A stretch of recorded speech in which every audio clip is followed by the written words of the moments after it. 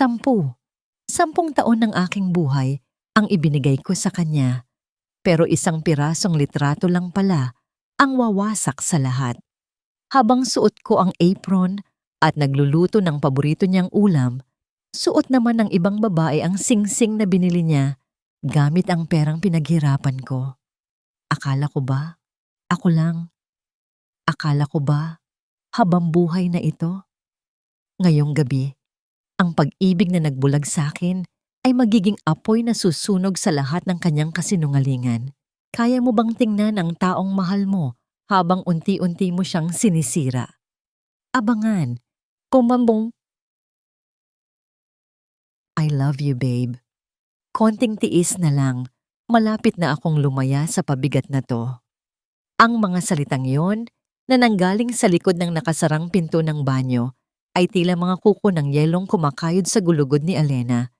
Nanigas siya sa kinatatayuan sa gitna ng kanilang silid, habang yakap-yakap ang isang maliit na pelus na kahon. Sa loob niyon ay ang isang mamahaling relos na pinag-ipunan niya sa loob ng 6 na buwan. Isang regalo para sa kanilang ika-10 anibersaryo bilang mag-asawa. Hindi siya makahinga. Ang boses na yon ay kay Miguel, ang lalaking ipinaglaban niya sa kanyang mga magulang, ang lalaking pinaglaanan niya ng bawat patak ng kanyang pawis at pangarap. Ngunit ang lambing sa tono nito ay hindi para sa kanya. Ang salitang pabigat ay tila isang laso na dahan-dahang kumakalat sa kanyang mga ugat. Pinapatay ang bawat selula ng tiwala na iningatan niya sa loob ng isang dekada. Dahan-dahang ibinaba ni Alena ang kahon sa ibabaw ng kama. Walang tunog. Kahit ang pagbagsak ng kanyang mga luha ay tila ayaw magbigay ng babala. Ang kanyang mga kamay ay nagsimulang manginig at ang singsing sa kanyang daliri, ang simbolo ng kanilang sumpaan sa harap ng dambana, ay biglang naramdaman niyang tila isang rehas na bakal na sumasakal sa kanyang pagkatao. Hindi siya sumigaw. Hindi siya kumatok para mag-eskandalo. Ang sakit ay napakabigat para sa isang mababaw na hiyaw. Nanatili siyang nakatayo doon.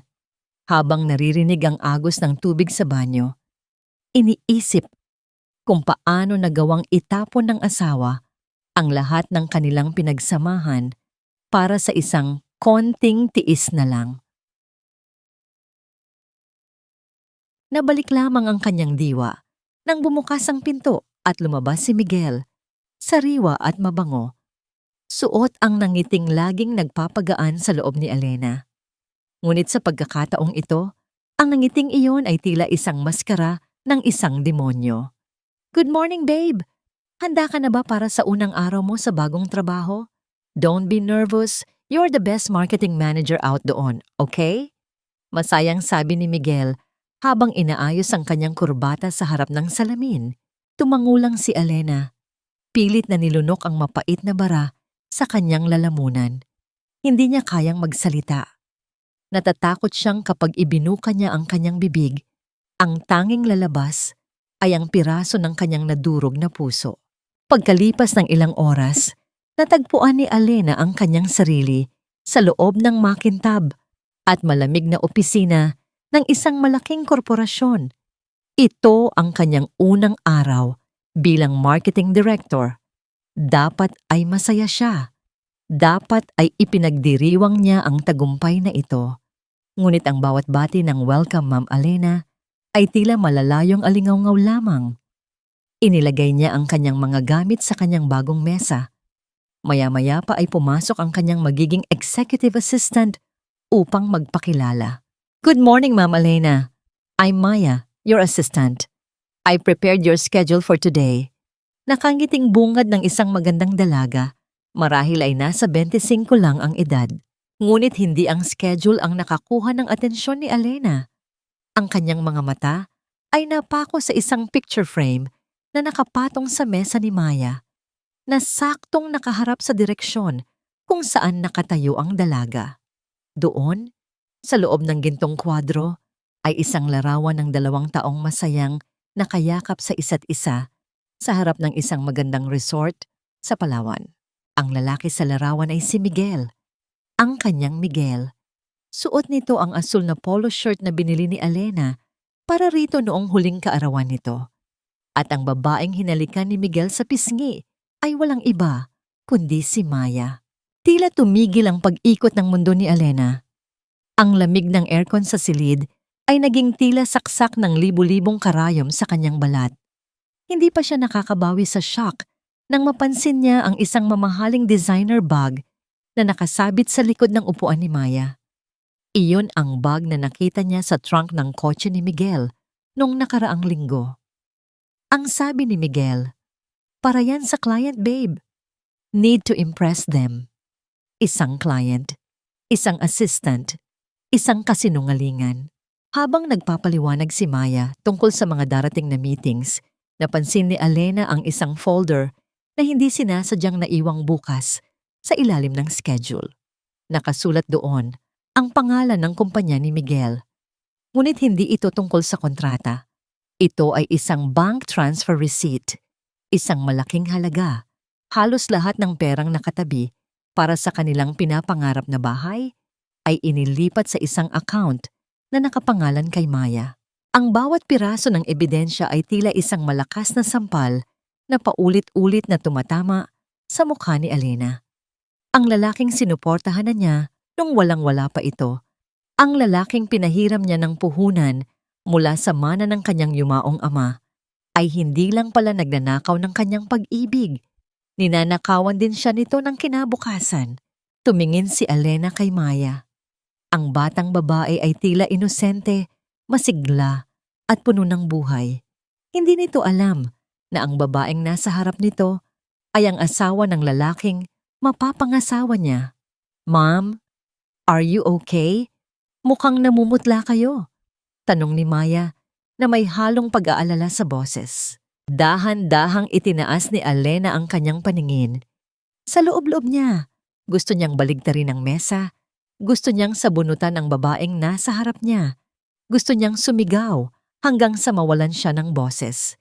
Ngunit nanaig ang kanyang dangal. Isang malamig na katahimikan ang bumalot sa kanya, isang katahimikang mas nakakatakot kaysa sa anumang bagyo. "I'm fine, Maya. Just a bit overwhelmed with the new environment." Mahinahon niyang sagot, bagamat ang kanyang boses ay tila nanggagaling sa ilalim ng lupa. Huminga siya ng malalim, nararamdaman ang bigat ng relo sa loob ng kanyang bag. Ang regalong hindi na kailanman maibibigay. Ang anibersaryong hindi na kailanman ipagdiriwang. Sa sandaling iyon, ang Alena na mapagmahal at mapagtiis ay dahan-dahang namatay at isang bagong Alena ang isinisilang mula sa abo ng kanyang mga pangarap. Habang pinapanood niya si Maya na lumabas ng silid, isang tanong ang paulit-ulit na umalingawngaw sa isipan ni Alena. Tila isang malungkot na awit na walang katapusan. Gaano na kaya katagal na ako ang huling nakakaalam ng sarili kong trahedya? Bakit ngayon ka lang? Anong oras na, Alena? Kanina pa naghihintay ang anak ko. Hindi mo man lang naisip na baka nagugutom na siya pag-uwi galing sa trabaho. Iyan ang bungad na tumama sa pandinig ni Alena pagkapasok pa lang niya sa pinto ng kanilang bahay. Hindi pagbati, hindi tanong kung kumusta ang unang araw niya sa bagong opisina, kundi ang matalas at tila nakakasuyang boses ng kanyang biyenan na si Aling Remedios. Nakatayo ang matanda sa gitna ng sala, nakapamewang, at ang mga mata ay tila nanunuri ng bawat dumi sa suot na blusa ni Alena. Dahan-dahang ibinaba ni Alena ang kanyang bag sa sofa. Ang bigat ng kanyang mga hakbang ay tila dinadagdagan ng bigat ng lihim na natuklasan niya kanina sa opisina. Gusto niyang sumagot. Gusto niyang sabihing pagod siya, na gumuho ang mundo niya ngayong araw. Ngunit ang kanyang lalamunan ay tila tinuyot ng lahat ng luhang hindi niya nailabas kanina. "Pasensya na po, Mama. Marami lang pong inasikaso sa unang araw," mahinang sagot ni Alena. Iniiwas niya ang kanyang tingin sa matanda dahil natatakot siyang makita nito ang pamumula ng kanyang mga mata. "Inasikaso? O baka naman nagpasikat ka na naman sa boss mo para lang masabing magaling ka?" Pagpapatuloy ni Remedios habang sumusunod kay Alena patungo sa kusina. Iyan ang problema sa mga babaeng masyadong ambisyosa, nakakalimutan ng obligasyon sa asawa. Tingnan mo si Miguel, kayod kalabaw para sa inyong dalawa.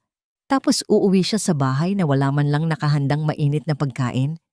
Kaya siguro hanggang ngayon, tuyot ang sinapupunan mo dahil mas inuuna mo ang pera kaysa sa pamilya. Bawat salita ni Remedios ay tila isang matulis na karayom na ibinabaon sa puso ni Alena. Ang sakit ng katotohanang siya ang nagpapakapagod habang ang kanyang asawa ay nagpapakasasa sa pera nila. Kasama ang ibang babae ay lalong tumitindi dahil sa mga paratang ng biyenan. Kung alam lang ng matanda na ang kayod kalabaw na anak nito ay isang manglilinlang na nagnanakaw sa sariling asawa. Tumigil si Alena sa harap ng lababo. Hinawakan niya ang gilid niyon nang mahigpit hanggang sa mamuti ang kanyang mga buko-buko. Pinanood niya ang bawat patak ng tubig mula sa gripo na tila bilang ng mga taon na itinapon niya sa pamilyang ito. Isang malalim at tahimik na buntong hininga ang kumawala sa kanyang dibdib. Isang pagpapakita ng pira-pirasong lakas na natitira sa kanya. Eksaktong pagpasok ni Miguel sa kusina, suot ang kanyang pinakamatamis na ngiti na dati ay sapat na para pawin ang lahat ng pagod ni Alena. "Babe, you're home! How was your first day? I'm sure you nailed it," sabi ni Miguel sabay lapit at halik sa pisngi ni Alena. Ang halik na yon, na dati ay tila gamot, ay naramdaman ni Alena na tila isang malapot at maduming putik sa kanyang balat. Naalala niya ang larawan sa mesa ni Maya. Naalala niya ang boses ni Miguel sa banyo kanina. Ang bawat haplos nito ay tila isang paalala ng bawat kasinungalingang itinanim nito sa kanilang pagsasama. "Okay lang, Miguel. Napagod lang ako." Simpleng sagot ni Alena habang dahan-dahang lumalayo upang maghain ng pagkain. "Ma, stop naging Alena. Pagod ang asawa ko." Biro ni Miguel sa kanyang ina, ngunit may halong pagmamayabang sa kanyang tono. "Anyway, babe, may good news ako. My business is expanding. Baka kailanganin ko ng dagdag na kapital. Baka pwede nating hiramin muna yung nakatabi sa joint account natin. Small amount lang naman, mabilis nating mababawi." Lihim na napakapit si Alena sa pinggan na hawak niya. Alam niya ang totoo. Alam niyang ang perang hinihingi nito ay hindi para sa negosyo, kundi para sa luho nila ni Maya. Ang lakas ng loob nito na hingi ng perang pinaghirapan niya habang pinaplano na siyang iwan sa kangkungan. "Pag-isipan ko, Miguel." Malamig na tugon ni Alena. Napatitig si Miguel sa kanya, tila nagtataka sa biglang panlalamig ng kanyang asawa. Ngunit bago pa ito makapagsalita muli, tumunog ang cellphone ni Miguel sa ibabaw ng mesa. Isang notification ang lumabas sa screen, sapat na para mabasa ni Alena ang bahagi ng mensahe mula sa isang hindi nakapangalang sender. Ngunit ang profile picture ay malinaw na ang mga mata ni Maya. "Don't forget our celebration tonight, love. I bought the champagne." Mabilis na kinuha ni Miguel ang telepono at itinago sa kanyang bulsa habang pilit na tumatawa at tumitingin kay Remedios. Client ko lang yun, ma. Excited lang sa project." Humarap si Alena sa kanila. Bitbit ang isang baso ng tubig. Ininom niya ito nang dahan-dahan, pinapakiramdaman ang lamig na dumadaloy sa kanyang katawan. Sa bawat lunok, lalong tumitibay ang kanyang desisyon. Hindi na siya ang Alena na magpapaapi. "Celebration? May dapat ba tayong i-celebrate, Miguel?" Tanong ni Alena. Ang kanyang mga mata ay diretsong nakatingin sa mga mata ng kanyang asawa. May kung anong kaba ang dumaan sa mukha ni Miguel. Isang saglit na pag-aalinlangan bago muling bumalik ang kanyang mapanlinlang na ngiti. Ngunit hindi iyon ang nakakuha ng atensyon ni Alena, kundi ang isang maliit na kulay rosas na mantsa sa puting polo shirt ni Miguel. Isang mantsa ng lipstick na tila isang marka ng digmaan sa gitna ng kanilang tahimik na tahanan. "Wala, babe. Celebration para sa bagong client. Bakit ka ba ganyan makatingin?" sabi ni Miguel habang pilit na iniiba ang usapan. Tumalikod si Alena at nagsimulang maghugas ng mga pinagkainan, bagamat wala pa silang kinakain. Ang bawat pagkiskis niya sa pinggan ay tila pagkiskis din sa mga alaala ng kanilang kahapon. Isang katanungan ang pilit na sumisiksik sa kanyang isipan, tila isang paulit-ulit na bulong ng hangin. Hanggang kailan mo kayang itago ang baho ng iyong kataksilan sa ilalim ng mabangong pabango ng iyong mga salita? Ang pinakamasakit na bahagi ng pagtuklas sa katotohanan ay ang mapagtanto na ang buong buhay mo ay isang mahusay na pagkakadisenyo na kasinungalingan. Ang katahimikan ng gabi sa loob ng kanilang silid ay hindi nagbibigay ng kapayapaan, kundi isang mabigat na kumot na tila sumasakal sa bawat hininga ni Alena. Nakahiga siya sa tabi ni Miguel, nararamdaman ang init ng katawan nito, ngunit ang distansya sa pagitan nila ay tila isang malawak at malalim na bangin na hindi na kailanman matatawid. Pinakinggan niya ang mahimbing na paghinga ng kanyang asawa, ang parehong paghinga na dati ay nagbibigay sa kanya ng seguridad, ngunit ngayon ay tila isang mapanuyang tunog ng kataksilan. Nang matiyak niyang malalim na ang tulog ni Miguel, dahan-dahang bumangon si Alena. Hindi siya lumikha ng anumang ingay. Ang bawat hakbang niya sa malamig na sahig ay tila paglalakad sa ibabaw ng mga bubog. Tinungo niya ang maliit na silid na nagsisilbing opisina ni Miguel sa loob ng bahay. Ang tanging liwanag ay nagmumula sa buwan na sumisilip sa pagitan ng mga kurtina, nagbibigay ng mga aninong tila mga multo ng kanilang nakaraan. Dahan-dahan niyang binuksan ang laptop ni Miguel. Ang asul na liwanag mula sa screen ay tumama sa kanyang maputlang mukha. Nagbibigay ng isang anyong tila hapo at matanda na sa hirap. Alam niya ang password. Hindi ito binago ni Miguel dahil sa sobrang kumpiyansa nito na hinding-hindi siya magdududa. Anniversary 10. Ang password na tila isang mapait na biro. Sa bawat pagpindot niya sa keyboard, tila may tumutusok na karayom sa kanyang dibdib. Pinasok niya ang mga online bank accounts at records na madalas itago ni Miguel sa ilalim ng mga folder na may pamagat na tax reports at utilities. Ngunit sa likod ng mga boring na pangalang ito ay ang isang madilim na katotohanan. Doon niya nakita ang M&M Creations, isang kumpanyang hindi pamilyar sa kanya ngunit madalas makatanggap ng malalaking halaga mula sa kanilang joint account. Ang unang M ay para kay Miguel at ang pangalawang M ay malinaw na para kay Maya. Halos kalahating milyon na ang nailipat doon sa loob lamang ng 3 buwan.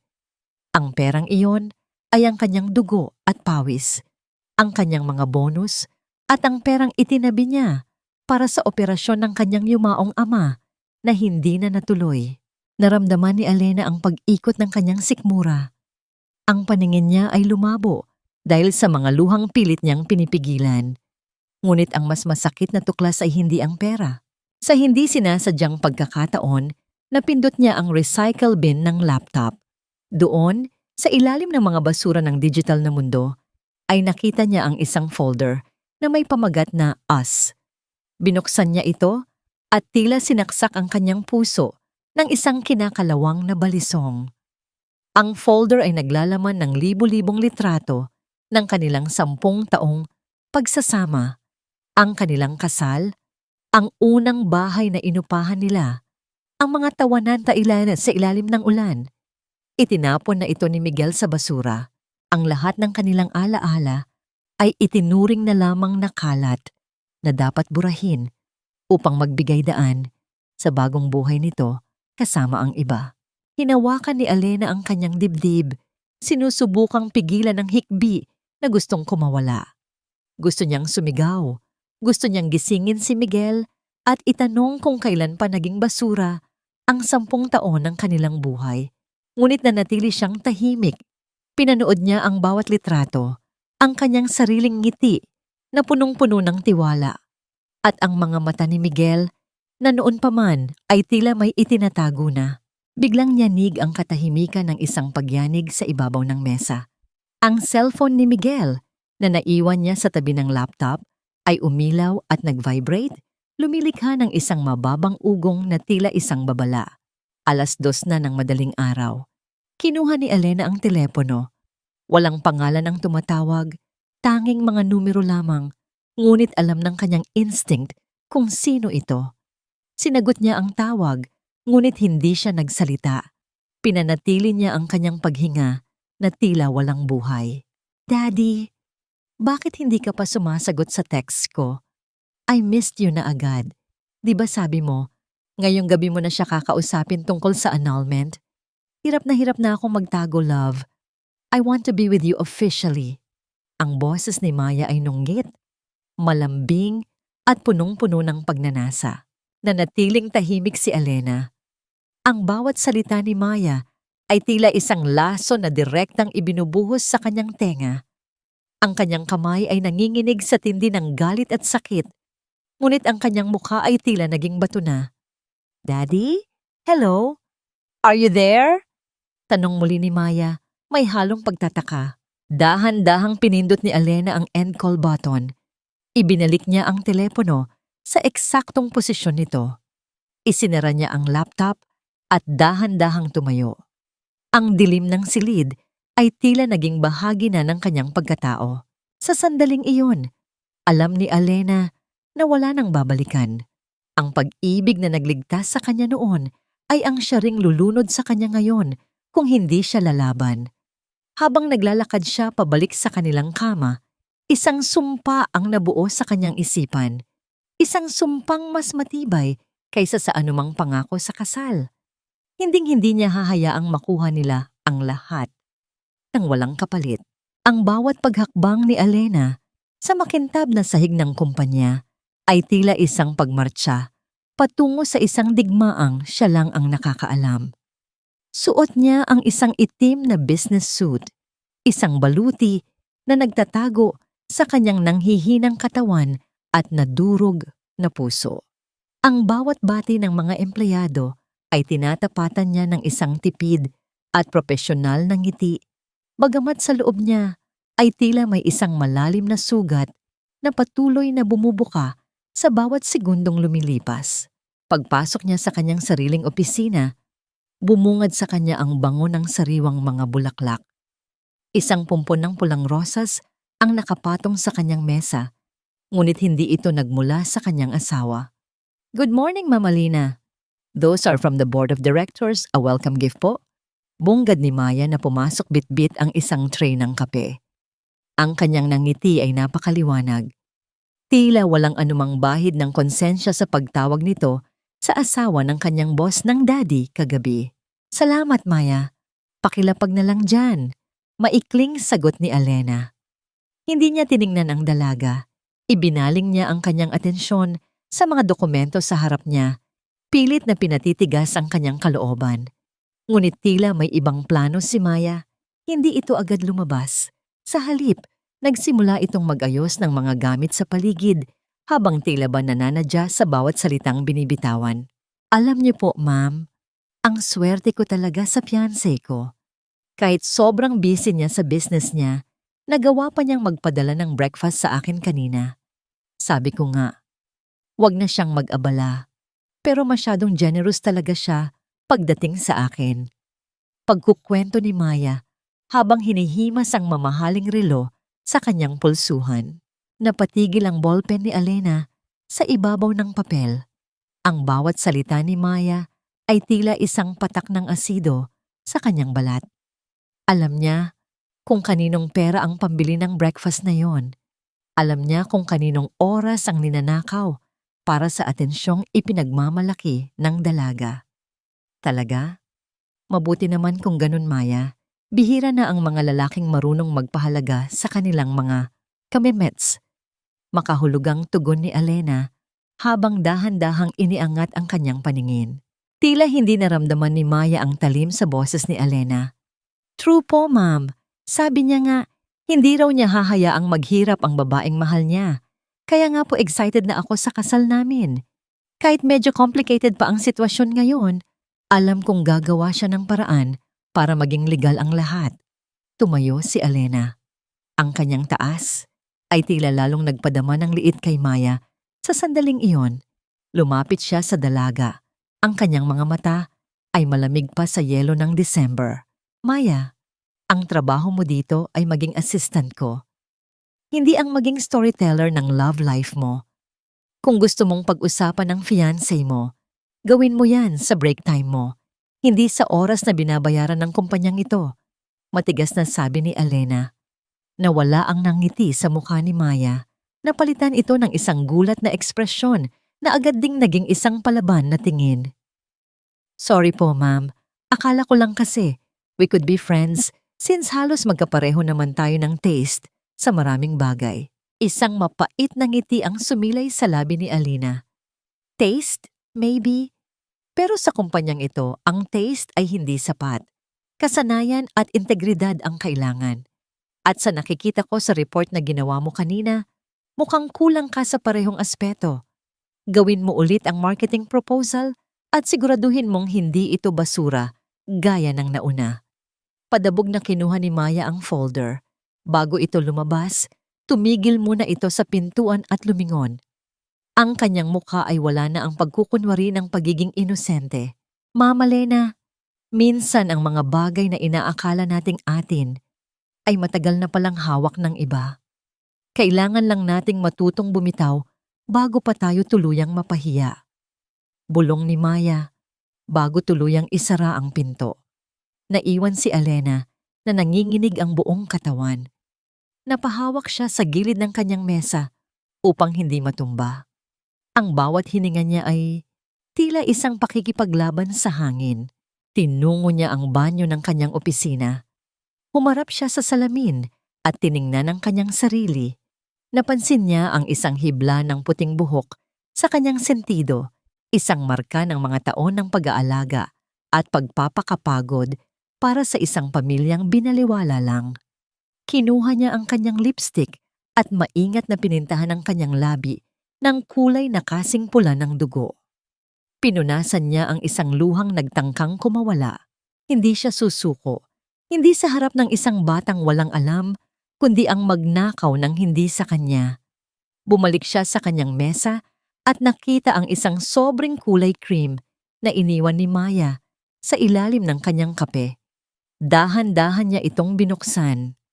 Sa loob ay isang eleganteng invitation card para sa isang engagement party. Ngunit ang nakapagpatigil sa tibok ng puso ni Elena ay ang disenyo ng invitation. Ang background ay isang larawan ng dalawang kamay na magkahawak at sa gitna ay isang malaking pulang rosas na nakatakip sa mukha ng lalaking nasa litrato. Ngunit ang suot nitong singsing sa hintuturo, isang signet ring na may inisyal na M, ay hinding-hindi maipagkakaila. Iyon ang singsing na ibinigay ni Elena kay Miguel noong ika-5 anibersaryo nila. Ang petsa ng party ay sa susunod na linggo at ang venue? Sa mismong hotel kung saan sila ikinasal ni Miguel 10 taon na ang nakalilipas. May mga sugat na hindi nakikita ng mata, ngunit mas mahapdi pa kaysa sa hiwa ng patalim. Para kay Elena, ang bawat kanto ng lupang kanyang tinatapakan ay isang piraso ng kanyang pagkatao na dahan-dahang kinikitil ng kataksilan. Ilang oras ang ginugol niya sa pagmamaneho patungo sa labas ng syudad, palayo sa mausok at mapanlinlang na ingay ng Makati. Huminto siya sa harap ng isang malawak na bakuran na napapalibutan ng naglalakihang pader na yari sa semento. Dati, ang lugar na ito ay amoy bulaklak ng kape at basang damo tuwing umaga. Dito siya lumaki. Ito ang lupang ipinamana sa kanya ng kanyang ama bago ito bawian ng buhay. Ang lupang sinabi ni Miguel na aalagaan at pauunlarin para sa ating magiging anak. Ngunit sa halip na mga puno ng kape, ang tumambad kay Elena ay ang malalaking crane at tambak ng mga graba at buhangin. Isang malaking karatula ang nakasabit sa kalawangin ng gate, future site of M&M Luxury Villas. Ang bawat letra sa karatulang yon ay tila isang mariing sampal sa alaala ng kanyang ama. Hindi lang pala ang kanyang puso ang ninakaw ni Miguel. Pati ang tanging alaala ng kanyang pinagmulan ay nilapastangan na rin nito. Dahan-dahang bumaba si Elena sa kanyang sasakyan. Ang init ng semento ay tumatagos sa manipis na suot niyang sapatos, ngunit mas matindi ang init na nagmumula sa kanyang dibdib. Isang matandang lalaki ang lumabas mula sa isang maliit na dampa sa gilid ng construction site. Ang kanyang balat ay tila balat ng kahoy sa katandaan at ang kanyang mga mata ay nanlalabo na sa pagluha. Mama Lena, kayo po pala yan. Ang boses ni Mang Tiroy, ang matagal ng katiwala ng kanilang pamilya, ay nangangatal sa takot at hiya. Mang Tiroy, anong nangyari dito? Bakit naging ganito ang lupain ni Papa? Tanong ni Alena. Pilit na pinatitibay ang kanyang boses bagamat ang kanyang mga tuhod ay tila malapit ng bumigay. Napayuko ang matanda. Hindi makatingin nang diretso sa kanya. Patawarin niyo po ako, ma'am. Pinapirma po ako ni Sir Miguel sa mga dokumento noong nakaraang taon. Sabi niya, may sakit daw po kayo at kailangan ng pondo para sa inyong pagpapagamot sa abroad. Sabi niya, alam niyo ang lahat ng ito at ito ang tanging paraan para maisalba ang inyong buhay. Napahawak si Alena sa kanyang sentido. Ang bawat salita ni Mang Teroy ay tila isang piraso ng puzzle na unti-unting nabubuo sa kanyang isipan. Ginamit ni Miguel ang kanyang pangalan, ang kanyang kalusugan, at ang tiwala ng mga taong nagmamahal sa kanya upang makuha ang lupang ito. Niloko niya po ako, ma'am. Sabi niya, para sa inyo ang lahat ng ito. Kung alam ko lang po, ang matanda ay nagsimulang humikbi. Ang kanyang mga balikat ay nayayanig sa bigat ng pagsisisi. Lumapit si Alena at dahan-dahang hinawakan ang kamay ng matanda. Hindi siya nagalit kay Mang Teroy. Paano niya magagawang magalit sa isang taong nalinlang din ng parehong demonyong pinagkatiwalaan niya ng kanyang buhay? Huwag po kayong mag-alala, Mang Teroy. Hindi niyo po kasalanan. Ang demonyo ay talagang magaling magsuot ng maskara ng anghel. Bulong ni Alena. Lumakad si Alena patungo sa gitna ng construction site. Lumuhod siya sa gitna ng tuyong lupa na dati ay puno ng buhay. Dinampot niya ang isang kumpol ng lupa. Hinayaan itong dumaloy sa pagitan ng kanyang mga daliri. Naramdaman niya ang init niyon. Tila ba nakikiramay ang kaluluwa ng kanyang ama sa kanyang hinagpis. Ito ang lupaing pinaghirapan ng kanyang mga ninuno na ngayon ay naging pundasyon na ng mga kasinungalingan ni Miguel at Maya. Papa, patawarin niyo po ako. Nabulag ako ng pag-ibig na akala ko ay totoo. Bulong niya sa hangin. Sa sandaling iyon, ang huling bahagi ng Alena na marunong pang magpatawad ay tuluyan ng natuyo, gaya ng lupang nasa kanyang palad. Bumalik siya sa kanyang sasakyan, ang kanyang muka ay wala ng bakas ng luha. Ang kanyang mga mata ay tila naging 2 piraso ng batong itim, matigas at walang kinatatakutan. Habang nagmamaneho pabalik sa syudad, tumunog ang kanyang cellphone. Isang notification ng email mula sa isang private investigator na kinuha niya.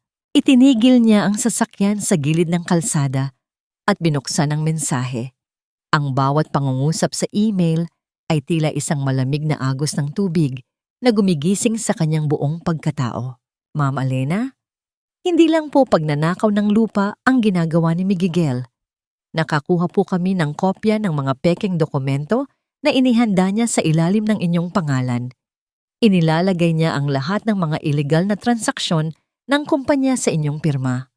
Kapag pumutok ang iskandalo sa pananalapi, kayo po ang lalabas na mastermind at siya ang biktima. Plano niya kayong ipakulong para malayang makuha ang lahat ng inyong ari-arian kasama ang kanyang kabit. Nabitawan ni Alena ang kanyang telepono sa sahig ng sasakyan. Ang tunog niyon ay tila isang hudyat ng simula ng isang madilim na kabanata. Hindi lang pala siya lolokohin at iiwan ni Miguel. Nais siya nitong ibaon ng buhay sa loob ng rehas habang ito ay nagpapakasasa sa kanyang pinaghirapan. Isang mapait at nakakatakot na tawa ang kumawala sa mga labi ni Alena. Isang tawang walang kasing pait Gusto mo akong ipakulong, Miguel? Sige, tingnan natin kung sino sa ating dalawa ang mauunang makakita ng loob ng selda. Ang amoy ng lumang papel at selyadong wax sa loob ng opisina ni Attorney Lorenzo ay tila isang yakap mula sa nakaraan. Doon, sa gitna ng naglalakihang mga estante ng libro, naramdaman ni Alena ang isang uri ng kaligtasan na matagal na niyang hindi nararanasan sa loob ng sarili niyang tahanan. Si Attorney Lorenzo ay hindi lamang isang abogado. Siya ang pinakamatalik na kaibigan ng kanyang ama, ang taong nakasaksi sa bawat pagsisikap ng kanyang pamilya. Alena, Iha, bakit ngayon ka lang lumapit sa akin? Ang boses ng matanda ay puno ng lungkot habang tinitingnan ang mga dokumentong inilatag ni Alena sa kanyang mesa. Akala ko po kasi kaya ko pang ayusin. Akala ko mali lang ang hinala ko. Mahinang sagot ni Alena. Nakatingin siya sa isang maliit na frame sa gilid ng mesa, isang larawan nila ng kanyang ama noong siya ay nagtapos ng kolehiyo. Doon, sa mga mata ng kanyang ama, wala siyang nakitang anuman kundi pagmamalaki. Ngayon, tila nahihiya siyang tumingin sa larawang yon. Huminga ng malalim ang abogado at isinuot ang kanyang salamin. Ang bawat pahina na binubuklat nito ay tila isang hakbang palayo sa buhay na kinagisnan ni Alena. Ang ginagawa ni Miguel ay hindi lang basta kataksilan.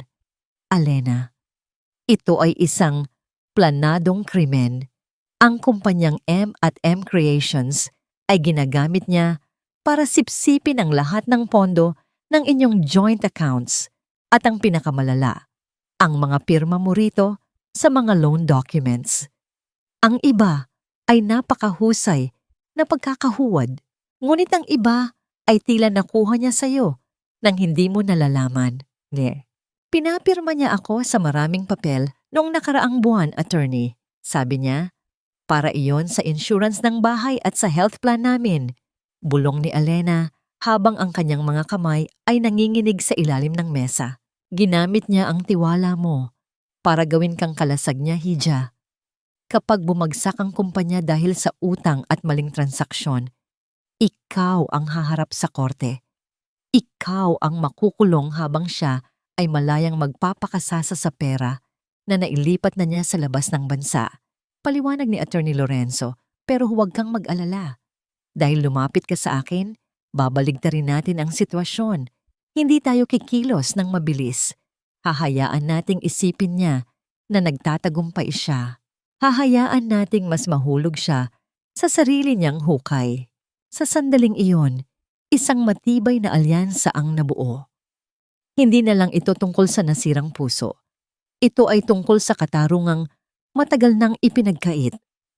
Inabot ni Attorney Lorenzo ang isang pluma, ang paboritong pluma ng ama ni Alena na ipinagkatiwala sa kanya noon. Gamitin mo ito, Alena. Pirmahan mo ang retainer agreement na ito. Ipaglaban natin ang dangal ng papa mo, sabi ng matanda. Nang hawakan ni Alena ang pluma, naramdaman niya ang isang kakaibang init. Tila ba ang kanyang ama ay naroon, humahawak sa kanyang kamay, binibigyan siya ng lakas na tumayo muli. Pinirmahan niya ang dokumento nang walang pag-aalinlangan. Ang bawat guhit ng kanyang tinta ay tila isang sumpa ng paghihiganti. Pag-uwi niya ng gabi, ang bahay ay balot ng isang mapanlinlang na katahimikan. Naabutan niya si Miguel na nakaupo sa sala, may hawak na baso ng alak at tila malalim ang iniisip. Pagkakita sa kanya, agad itong tumayo at lumapit ng may pekeng pag-aalala. Babe, bakit gabi ka na? Nag-aalala na si Mama at pati ako, hindi na mapakali. Sabi ni Miguel, sabay haplos sa kanyang balikat. Pinilit ni Alena na huwag mangilabot sa hawak nito. Marami lang talagang trabaho sa opisina, Miguel. Alam mo naman, kailangang patunayan ang sarili sa bagong posisyon. Iyan nga ang gusto kong pag-usapan natin, babe. Sabi ni Miguel habang iniaakay siya paupo sa sofa. Ang kanyang tono ay naging malambing, ang uri ng lambing na alam ni Alena na may kaakibat na hiling. Alam mo naman na ang business ko ay nasa critical na stage ngayon. May malaking project na papasok pero kailangan ko ng liquidity. Ang bangko, medyo mahigpit ngayon. Tumigil si Miguel at tumingin ng diretso sa mga mata ni Alena. Ang kanyang mga mata ay tila nangingintab sa kasakiman sa likod ng mapanlinlang ng ngiti. Naisip ko, babe, baka pwede nating isangla muna itong bahay natin. Panandalian lang naman. Kapag pumasok na ang bayad mula sa bagong client, mababayaran din natin agad ang utang. Para rin naman sa kinabukasan natin ito, di ba? Para makapag-start na tayo ng pamilya, gaya ng pangarap mo, ang bahay na ito. Ang bahay na pinaghirapan ni Alena, ang bahay kung saan bawat kanto ay may alaala ng kanyang pagsasakripisyo. Gusto itong isugal ng lalaking ito para sa kanyang kabit. Tumingin si Alena sa paligid ng sala, sa mga kurtinang siya ang pumili, sa mga halamang siya ang nag-alaga. Pagkatapos, ibinaling niya ang kanyang tingin kay Miguel. Sa loob ng kanyang bag, nararamdaman niya ang bigat ng pluma ng kanyang ama. Ang bahay natin, Miguel? Mahinahong tanong ni Alena, bagamat sa loob niya ay tila may isang malakas na pagsabog na nagaganap. Yes, babe. Isang pirma mo lang, maisasalba natin ang lahat. Tiwala ka lang sa akin. Di ba mahal mo ako? Sagot ni Miguel habang inilalabas ang isang folder mula sa ilalim ng mesa. Ang mga dokumento para sa pagsasangla ng bahay. Ang sariling tahanan ay dapat nagsisilbing santuaryo. Isang lugar kung saan ang bawat sulok ay puno ng init at seguridad. Ngunit para kay Alena, ang bawat hakbang niya sa loob ng kanilang bahay ay tila paglalakad sa isang minahan. Ang bawat hininga niya ay may kasamang amoy ng pagkukunwari at ang bawat titig ng kanyang biyenan ay tila isang matalim na kutsilyo na humihiwa sa kanyang pagkatao. Alena, ano ba? Hanggang ngayon ba ay hindi ka patapos sa pagluluto? Parating na ang mga panauhin ni Miguel. Nakakahiya kung aabutan nilang magulo ang mesa. Ang boses ni Aling Remedios ay umalingaw-ngaw mula sa sala, matinis at punong-puno ng utos. Nakatayo si Alena sa harap ng kalan, tinitingnan ang kumukulong sarsa ng adobo. Ang usok na nagmumula sa kawali ay tila nakikiramay sa kanyang nararamdaman. Malabo, mainit, at nakakasuffocate. Hindi siya sumagot. Pinagpatuloy niya ang pag-aayos ng mga pinggan. Bawat isa ay inilalapag niya ng may dahan-dahan upang hindi lumikha ng anumang tunog na ikagagalit ng matanda. Sa loob-loob niya, gusto niyang isigaw na siya ang nagbabayad ng kuryente, tubig, at kahit ang mga sangkap na niluluto niya, ngunit pinili niyang manahimik. Ang katahimikan ay ang kanyang pinakamabisang baluti sa sandaling ito. Maya-maya pa ay narinig niya ang pagparada ng isang sasakyan sa tapat ng kanilang gate. Sumunod ang tunog ng masayang pagbati at ang boses ni Miguel na tila ba walang anumang bahid ng kasalanan.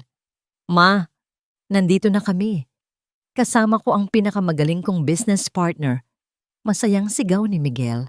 Pagpasok nila sa sala, halos tumigil ang tibok ng puso ni Alena. Doon, sa tabi ni Miguel ay nakatayo si Maya. Suot ng dalaga ang isang hapit na bestidong kulay asul. Ang buhok ay maayos na nakastyle at ang kanyang mga mata ay nagniningning sa tagumpay habang tinitingnan ang bawat sulok ng bahay ni Alena. Good evening po, Tita Remedios. Ang ganda niyo naman po ngayon. Para po kayong kapatid lang ni Miguel. Nakangiting sabi ni Maya habang nagmamano sa matanda.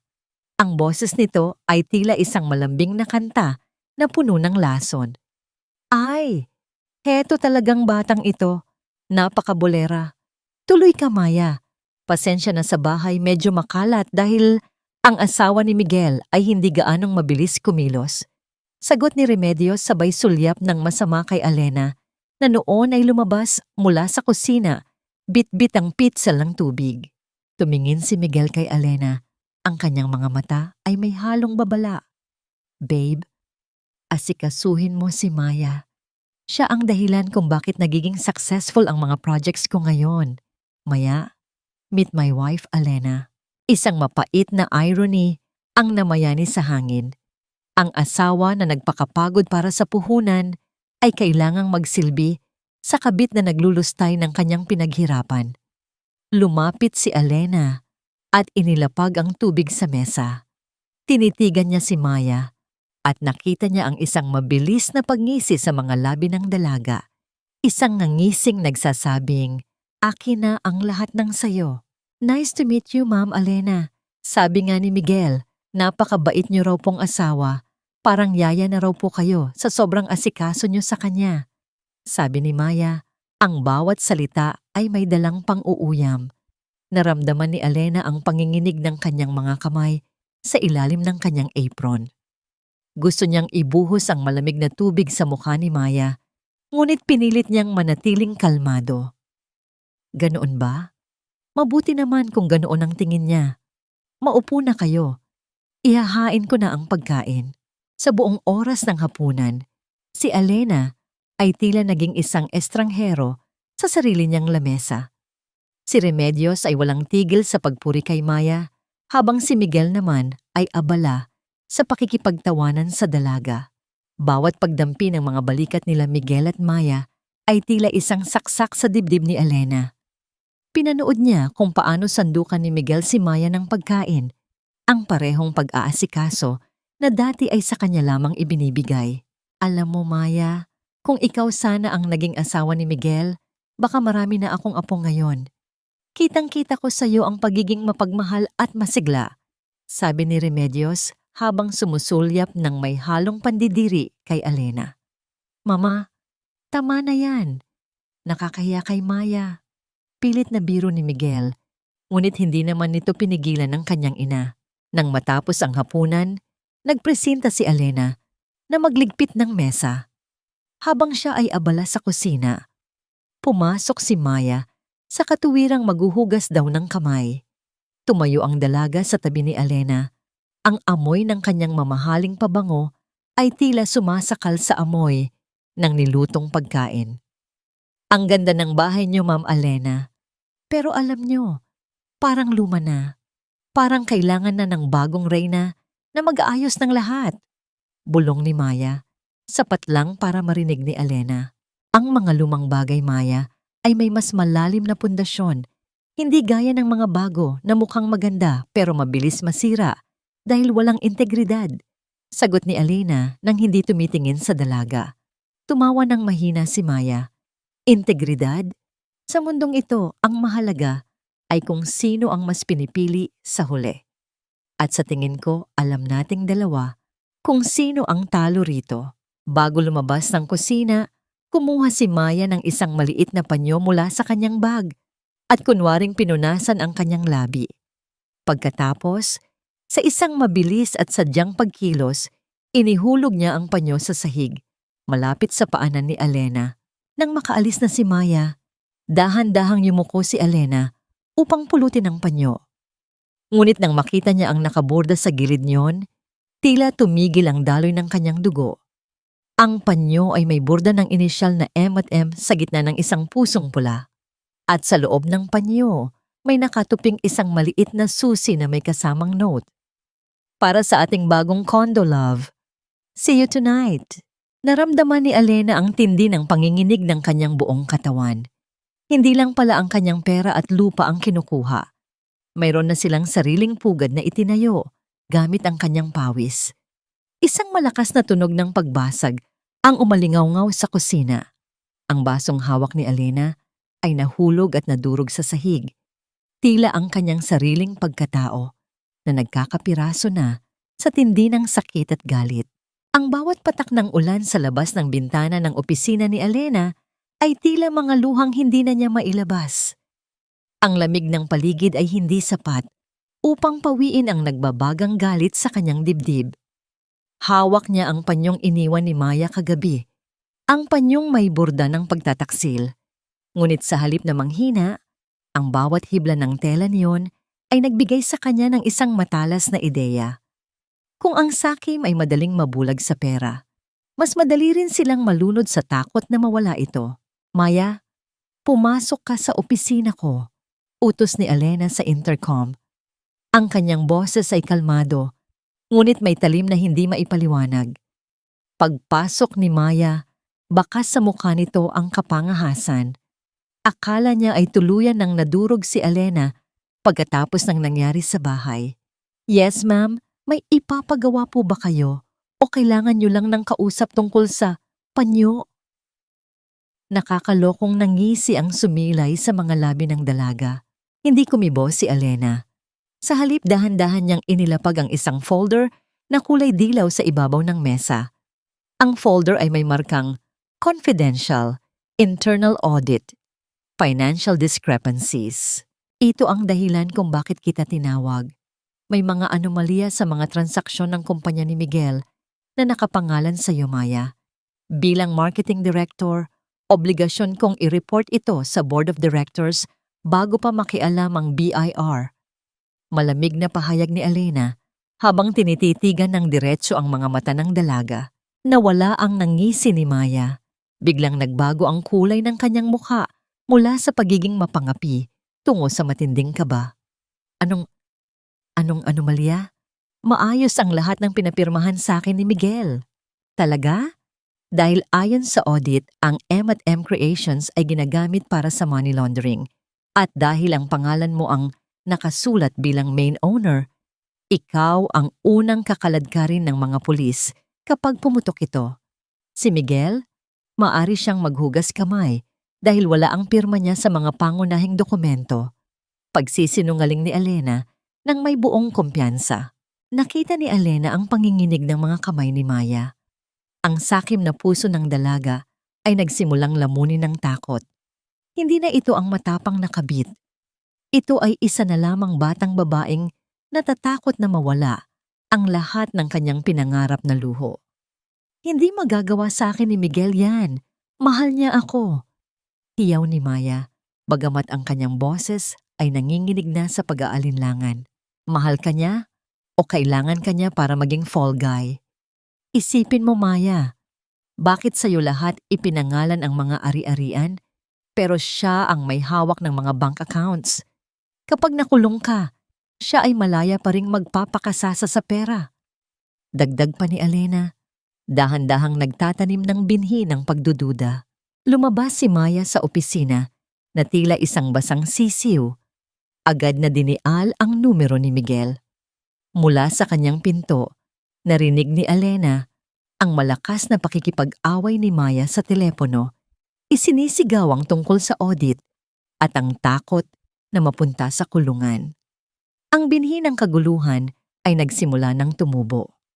Kinagabihan, pag-uwi ni Elena, ang atmosfera sa bahay ay tila isang sumasabog na bulkan.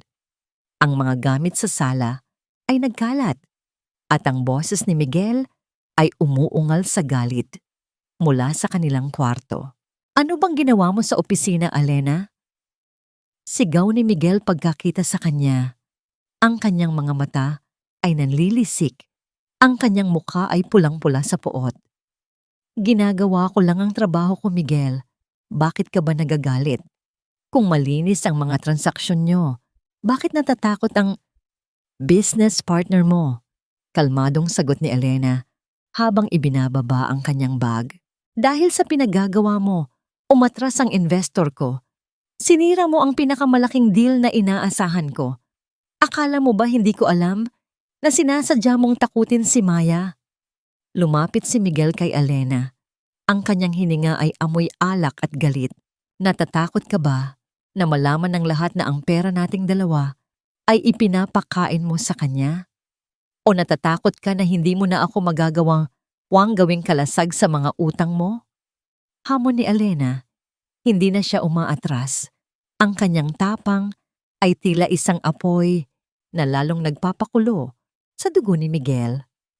Tumahimik ka. Wala kang alam sa mga sakripisyo ko para sa pamilyang ito. Hiyaw ni Miguel. Sakripisyo? Ang tawag doon ay pagnanakaw, Miguel. Pagnanakaw sa akin, sa tatay ko, at sa dangal ng pamilyang ito. Sa gitna ng sigawan, isang mabilis na paggalawang naganap. Isang malakas na tunog ng pagtama ng palad sa pisngi ang bumasag sa katahimikan ng gabi. Ang sampal ni Miguel ay naging sanhi ng pagkakabaling ng mukha ni Elena sa isang tabi. Ang kanyang pisngi ay agad na uminit at namula, habang ang lasa ng dugo ay naramdaman niya sa gilid ng kanyang labi. Ito ang unang pagkakataon sa loob ng 10 taon na binuhatan siya ng kamay ng lalaking pinangakuan siyang aalagaan. Walang imik na ibinalik ni Elena ang kanyang tingin kay Miguel. Walang luha sa kanyang mga mata, tanging isang malamig at nakakatakot na titig na tila tumatagos sa kaluluwa ng kanyang asawa. Ang katahimikang sumunod ay mas masakit pa kaysa sa mismong sampal. Sana ay dinama mo ng mabuti ang bawat segundo ng sampal na iyon, Miguel. Bulong ni Elena. Ang kanyang boses ay tila isang malamig na hangin mula sa hukay. Dahil iyon na ang huling pagkakataon na may mahahawakan ka pa sa akin. Nanigas si Miguel sa kanyang kinatatayuan, tila ngayon lang natauhan sa kanyang ginawa. Ngunit bago pa siya makapagsalita, tumalikod na si Elena at pumasok sa banyo. Iniwan ang asawa sa gitna ng kadiliman ng kanilang sala. Sa loob ng banyo, tiningnan ni Elena ang kanyang sarili sa salamin. Hinawakan niya ang kanyang namamagang pisngi, hindi dahil sa sakit, kundi dahil sa isang panibagong lakas na naramdaman niya. Ang sampal na yon ang naging huling selyo ng kanyang kalayaan. Biglang tumunog ang kanyang cellphone, isang private message mula sa isang hindi kilalang account. Ang lumitaw sa screen. May nakita kaming hindi mo inaasahan sa lumang computer ni Miguel. Ang pagkamatay ng tatay mo, mukhang hindi ito simpleng atake sa puso. Ang katarungan ay hindi lamang isang salita. Ito ay isang apoy na dahan-dahang tumutupok sa mga anino ng kahapon hanggang sa wala nang matira, kundi ang hubad na katotohanan. Hindi nakatulog si Elena sa gabing iyon. Ang bawat tibok ng kanyang puso ay tila isang mabigat na tambol na nagbabadya ng parating na bagyo. Hawak niya ang kanyang cellphone, binabasa ng paulit-ulit ang mensaheng natanggap niya tungkol sa kanyang ama. Ang bawat letra ay tila isang patalim na humihiwa sa kanyang gunita.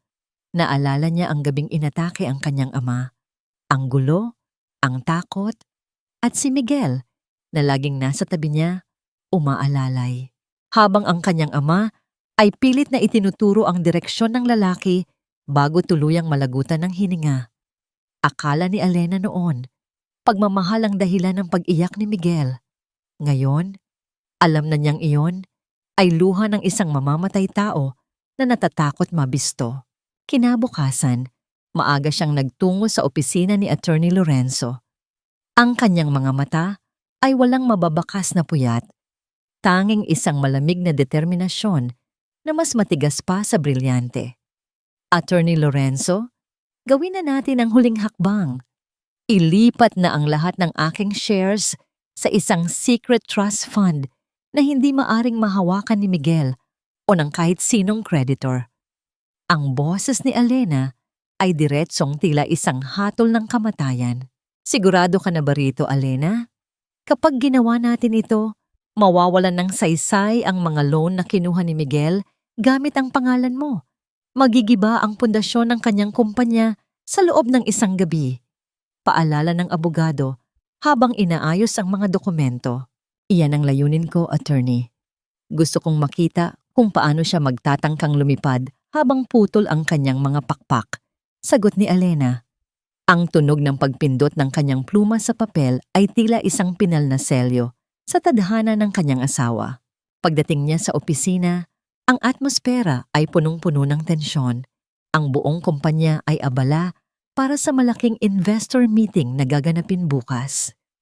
Ito ang araw na inaasahan ni Miguel na magiging simula ng kanyang pagiging bilyonaryo. Nakita ni Elena si Miguel sa hallway. Suot ang kanyang pinakamahal na suit, naglalakad ng may yabang na tila siya na ang may-ari ng buong mundo. Babe, handa ka na ba para bukas? This is it. Pagkatapos nito, hindi mo na kailangang magtrabaho. Bibigyan kita ng buhay na parang reyna. Masayang sabi ni Miguel nang makita siya. Tila nakalimutan na nito ang malakas na sampal na ibinigay nito sa kanya kagabi. Ang kakayahan nitong magpanggap ay tila isang sakit na wala ng lunas. Tumingin si Elena sa pulsuhan ni Miguel. Doon ay nakasuot ang gintong bracelet na ibinigay niya rito noong unang taon ng kanilang kasal. Isang simbolo ng katapatan na nilapastangan na nito ng paulit-ulit. Handang-handa na ako, Miguel, higit pa sa iniisip mo. Makahulugang sagot ni Elena. Pumasok si Elena sa banyo ng kanyang opisina. Hinubad niya ang gintong bracelet na kapares ng kay Miguel, isang alahas na dati ay itinuturing niyang kayamanan. Tinitigan niya ito sa huling pagkakataon. Ang bawat kislap niyon ay nagpapaalala sa kanya ng mga gabing iniyakan niya ang lalaking hindi naman pala siya minahal. Sa isang biglaang desisyon, inihulog niya ang bracelet sa loob ng banyo. Ang tunog ng pagbagsak niyon sa tubig at ang pagsunod ng agos ay tila isang hudyat ng kanyang tuluyang paglaya mula sa nakaraan. Wala nang bakas ng kahapon, wala nang natitirang tanikala. Lumabas siya ng banyo at nakita si Maya na nakatayo sa harap ng kanyang mesa, namumutla at tila hindi mapakali. Mamal na. May natanggap po kaming tawag mula sa bangko.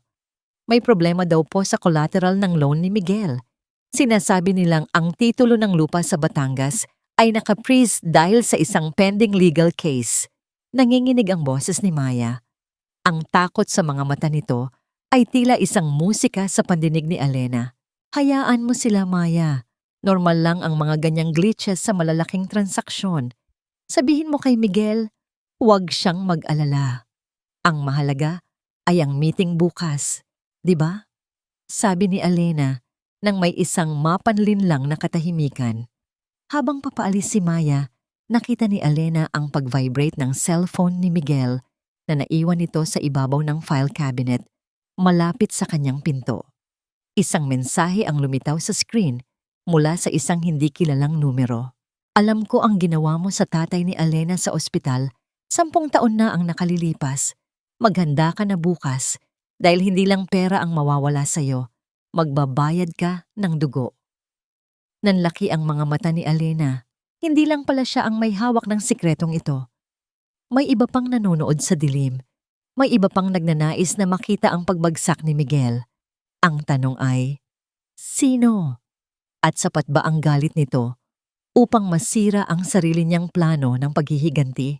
Ang katahimikan sa loob ng opisina ay tila naging mas mabigat. Ang bawat hininga ni Elena ay tila may kasamang amoy ng paparating na ganti. Isang ngiting dahan-dahang gumuhit sa kanyang mga labi. Isang ngiting hindi na para sa pag-ibig, kundi para sa katarungang malapit na niyang makamit. Ang bawat haplos ng brush sa kanyang pisngi ay tila isang ritual ng paghahanda para sa isang sakripisyo. Tinitigan ni Elena ang kanyang sarili sa salamin. Ang maputlang balat ay nabalutan na ng pundasyon ng tapang at ang kanyang mga labi ay pinintahan ng kulay ng pinakamatingkad na pula. Tila isang babala ng panganib na nakatago sa likod ng isang magandang ngiti. Suot niya ang isang pulang bestida na kasing talim ng isang mitya. Isang kulay na hinding-hindi niya isusuot noon dahil sa kagustuhan ni Miguel na palaging simple at kagalang-galang ang kanyang hitsura. Ngayong umaga, wala na ang asawang masunurin. Ang nasa harap ng salamin ay isang babaeng handang sumunog ng tulay. Wow! Babe, iba ang ganda mo ngayon. Ang boses ni Miguel ay umalingaw-ngaw mula sa pinto ng silid. Nakasandal ito sa hamba. Suot ang kanyang pinakamahal na taksido at may hawak na baso ng juice. Ang kanyang mga mata ay nanlaki sa gulat, ngunit agad ding napalitan ng isang mapang-uring tingin na tila ba pag-aari niya ang sining na nasa harap niya. Salamat, Miguel. Mahalaga ang araw na ito, di ba? Kailangan kong maging presentable para sa mga investors mo. Mahinahong sagot ni Elena habang isinusuot ang kanyang mga gintong hikaw. Hindi siya lumingon. Ang kanyang boses ay walang anumang emosyon. Tila isang patag na kalsada sa gitna ng disyerto. Lumapit si Miguel at humawak sa kanyang mga balikat. Naramdaman ni Alena ang init ng palad nito sa kanyang balat at sa loob-loob niya ay gusto niyang sumigaw sa pandidiri. Iyan ang gusto ko sa'yo, babe. Alam mo kung kailan dapat lumaban. Akala ko, nung nakaraang gabi, ay magtatampo ka pa rin. Pero heto ka, todo suporta sa akin. Don't worry. After this meeting, everything will change. Mabibili na natin ang lahat ng gusto mo. Oh, Miguel, magbabago ang lahat. Bulong ni Alena.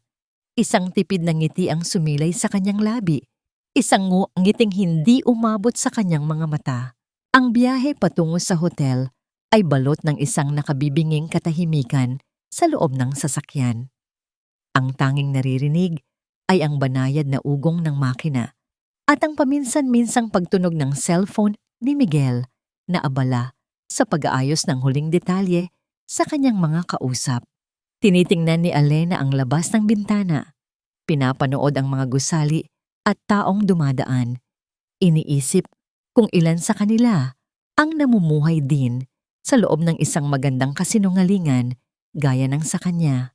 Pagdating sa Grand Ballroom ng hotel, ang amoy ng mamahaling pabango at sariwang mga bulaklak ay agad na sumalubong sa kanila. Ang liwanag mula sa mga dambuhalang chandelier ay tila nagbibigay ng isang mahiwagang ningning sa buong paligid. Ngunit para kay Alena, ang liwanag na ito ay tila mga spotlight na nakatutok sa isang entablado kung saan siya ang pangunahing bida sa isang trahedya. Doon sa gitna ng karamihan, nakita niya si Maya. Ang dalaga ay suot ang isang mahabang trench coat na kulay beige, ngunit sa bawat paggalaw nito, sumisilip ang isang puting tela sa ilalim. Ang kanyang mga mata ay nagniningning sa excitement at nang makita niya si Miguel, isang mabilis na kindat ang ibinigay niya rito na hindi nakaligtas sa paningin ni Alena. Ma'am Alena, Sir Miguel, good morning. Everything is set. Ang mga investors ay nasa VIP lounge na, bungad ni Maya. Ang kanyang boses ay professional, ngunit may halong kaba na pilit niyang itinatago. Good job, Maya. Handa na ba ang presentation? Tanong ni Miguel habang inaayos ang kanyang kurbata. Opo, sir. Nakasalang na po ang USB sa laptop. Isang click na lang po. Sagot ni Maya sabay sulyap kay Alena nang may halong pang-uuyam.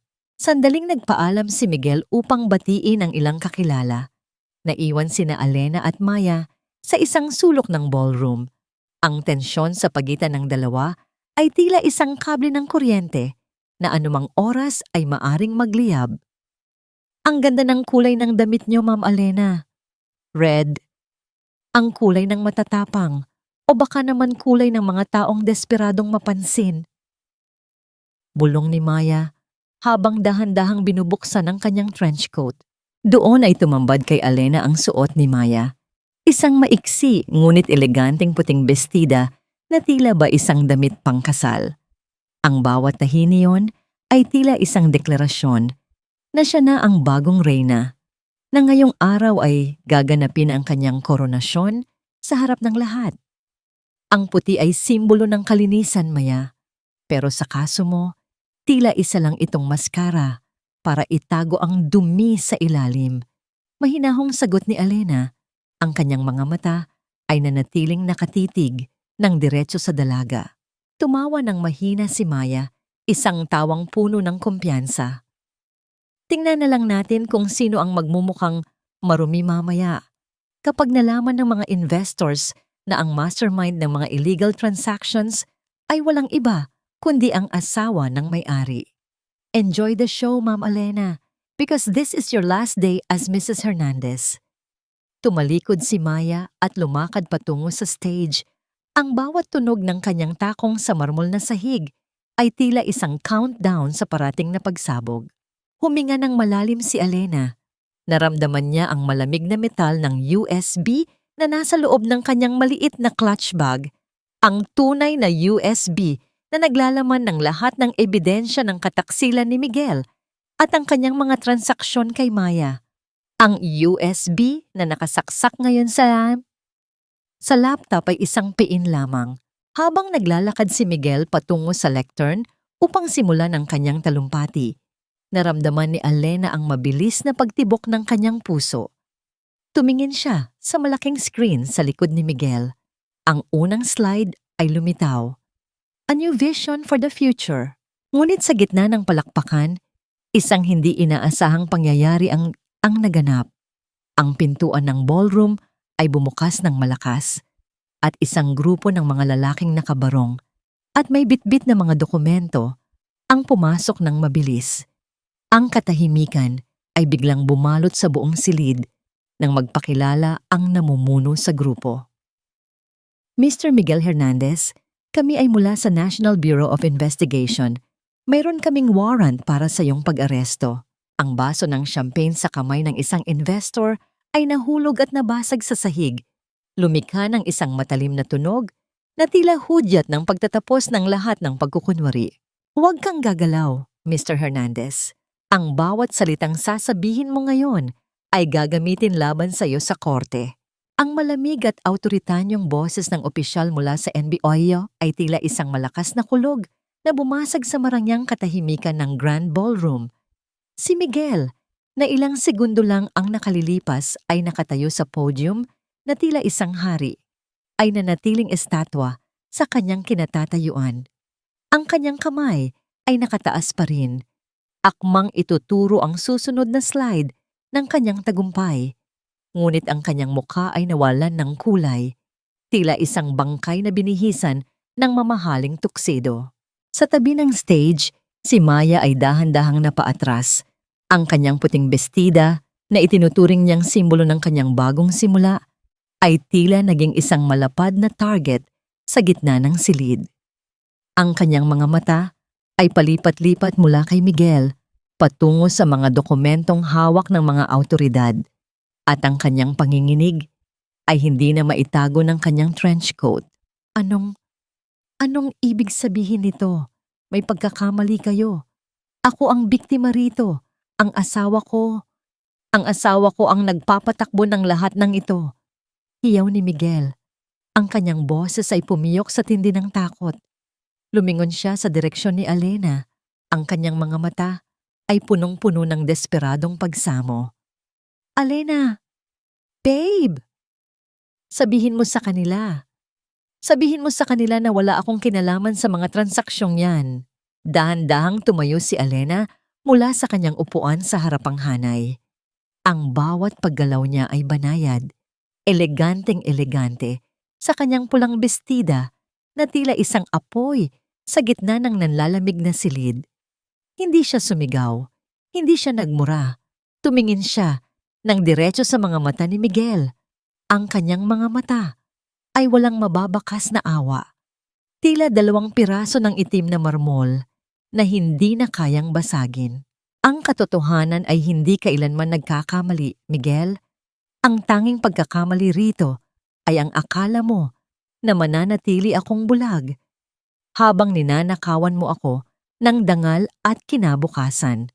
Mahinahong sagot ni Alena. Ang kanyang boses ay umaling-awngaw sa buong ballroom, mas malakas pa sa anumang sigaw. Biglang nagbago ang imahe sa dambuhalang screen sa likod ni Miguel. Hindi na ang A New Vision for the Future ang nakasulat doon.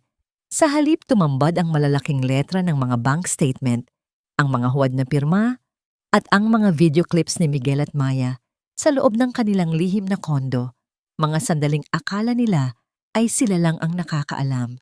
Isang video ang nagplay kung saan malinaw na naririnig ang boses ni Miguel habang tumatawa. Huwag kang mag-alala, Maya. Kapag nakuha na natin ang lahat ng shares ni Alena, itatapon ko na siya na parang basurang walang silbi.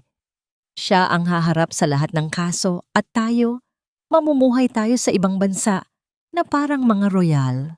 Ang mga bulungan sa loob ng ballroom ay naging tila isang malakas na ugong ng mga bubuyog.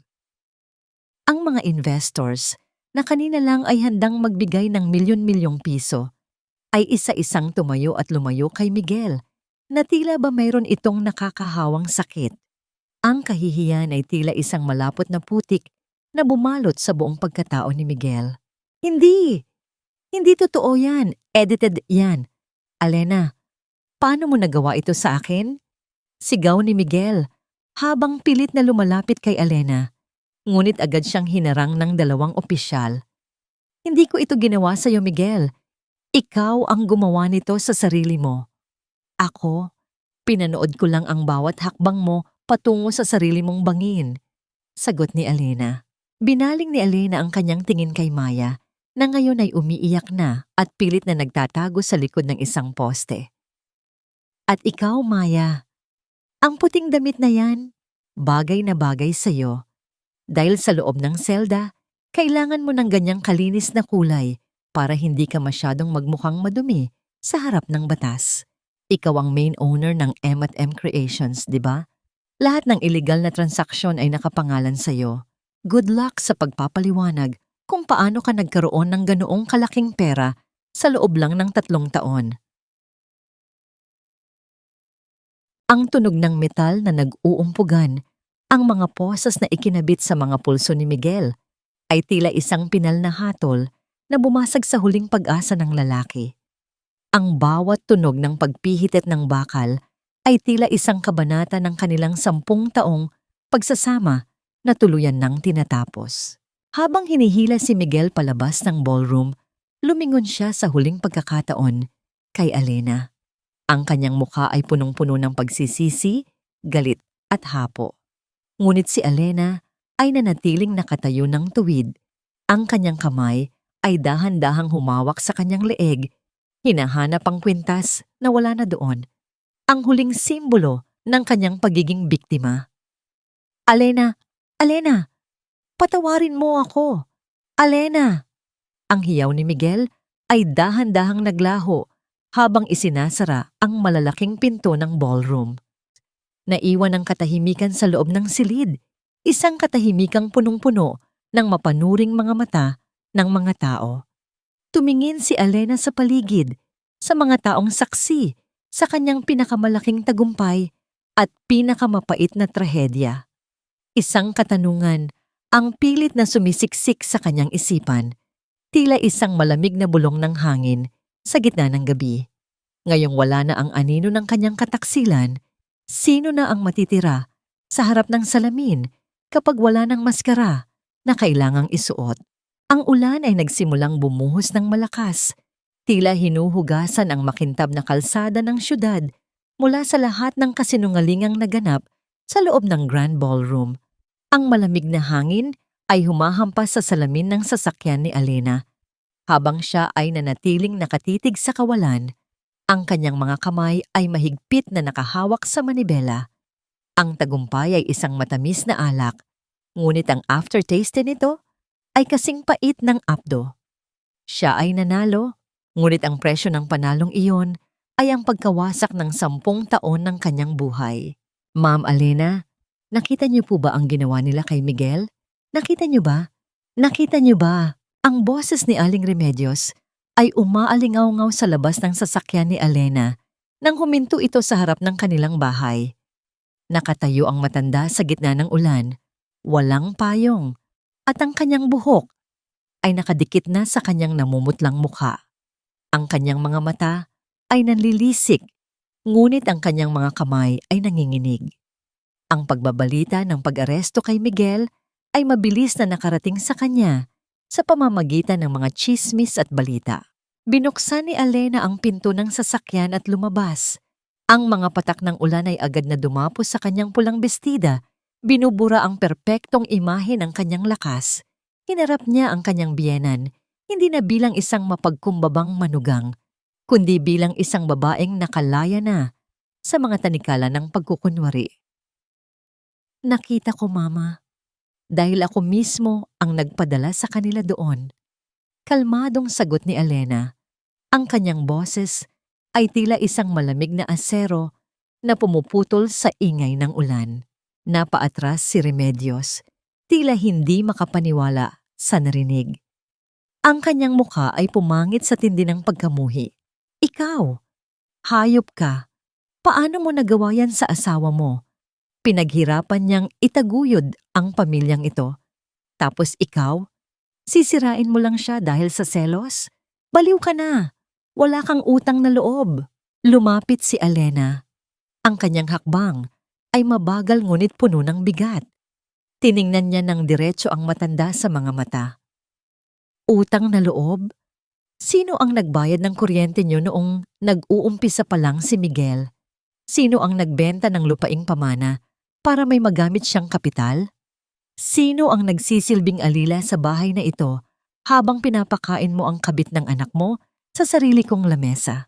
Bawat salita ni Alena ay tila mga bato na ibinabato sa mukha ni Remedios. Ang bawat katotohanan ay pilit na sinisira ang ilusyon ng pagiging perpektong ina at perpektong anak na pinanghahawakan ng matanda. Hindi totoo yan. Mahal ka ni Miguel. Gawa-gawa mo lang ang lahat ng yan para siraan siya dahil hindi mo siya mabigyan ng anak. Hiyaw ni Remedios, ngunit ang kanyang boses ay may halong pag-aalinlangan. Alam niyang nagsasabi ng totoo si Alena, ngunit mas pinipili niyang mabuhay sa kasinungalingan kaysa harapin ang kahihiyan ng kanyang pamilya.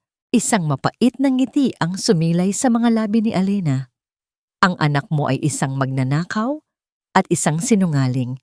At ikaw, Mama, ikaw ang nagpalaki sa isang halimaw na natutong itago ang kanyang pangil sa likod ng isang matamis na ngiti. Ngayon, panoorin niyo kung paano siya lamunin ng sarili niyang kasakiman. Ang bahay na ito, binabawi ko na. Ibinigay ko sa inyo ang lahat ng pagkakataon pero mas pinili niyo ang babaeng nagnakaw ng asawa ko. Ngayon, subukan niyong hingan ng tulong si Maya kapag kumatok ang mga kinatawan ng bangko upang paalisin kayo rito. Bumalik si Alena sa kanyang sasakyan.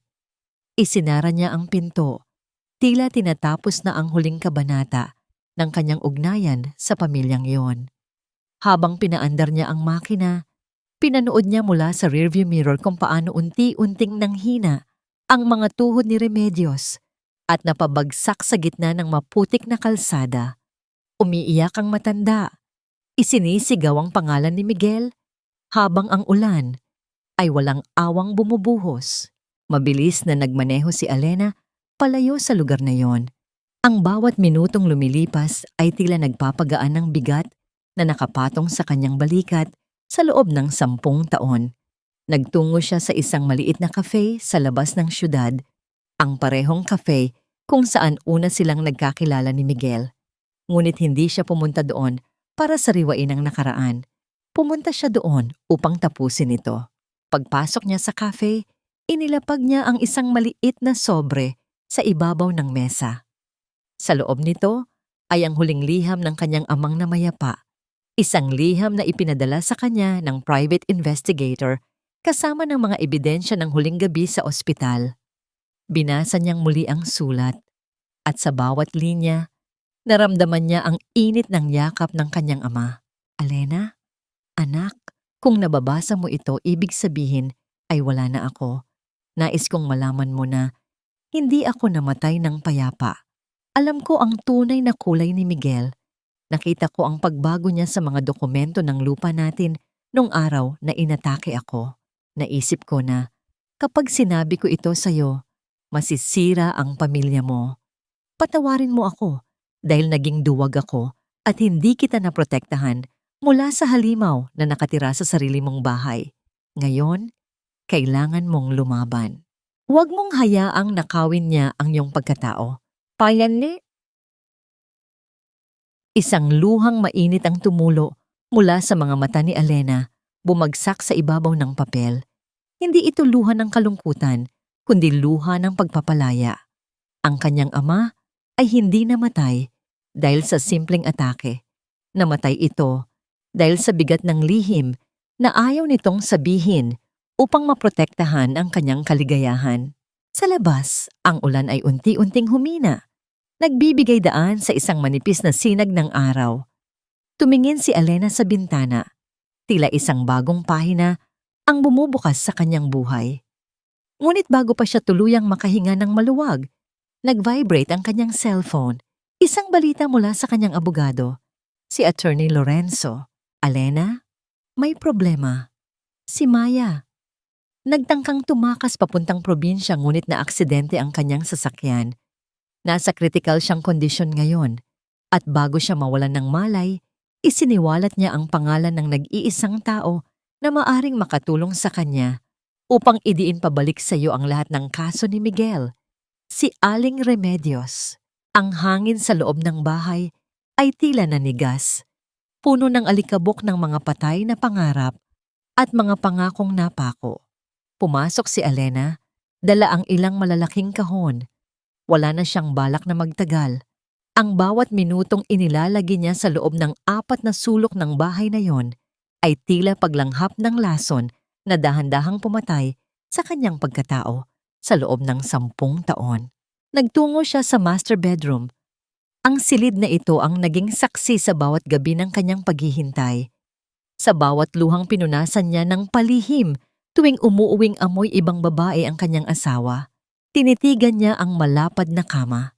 Dati, itinuturing niya itong altar ng kanilang pagmamahalan.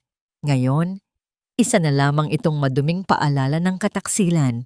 Lumapit si Elena at marahas na hinila ang bedsheet na paborito ni Miguel.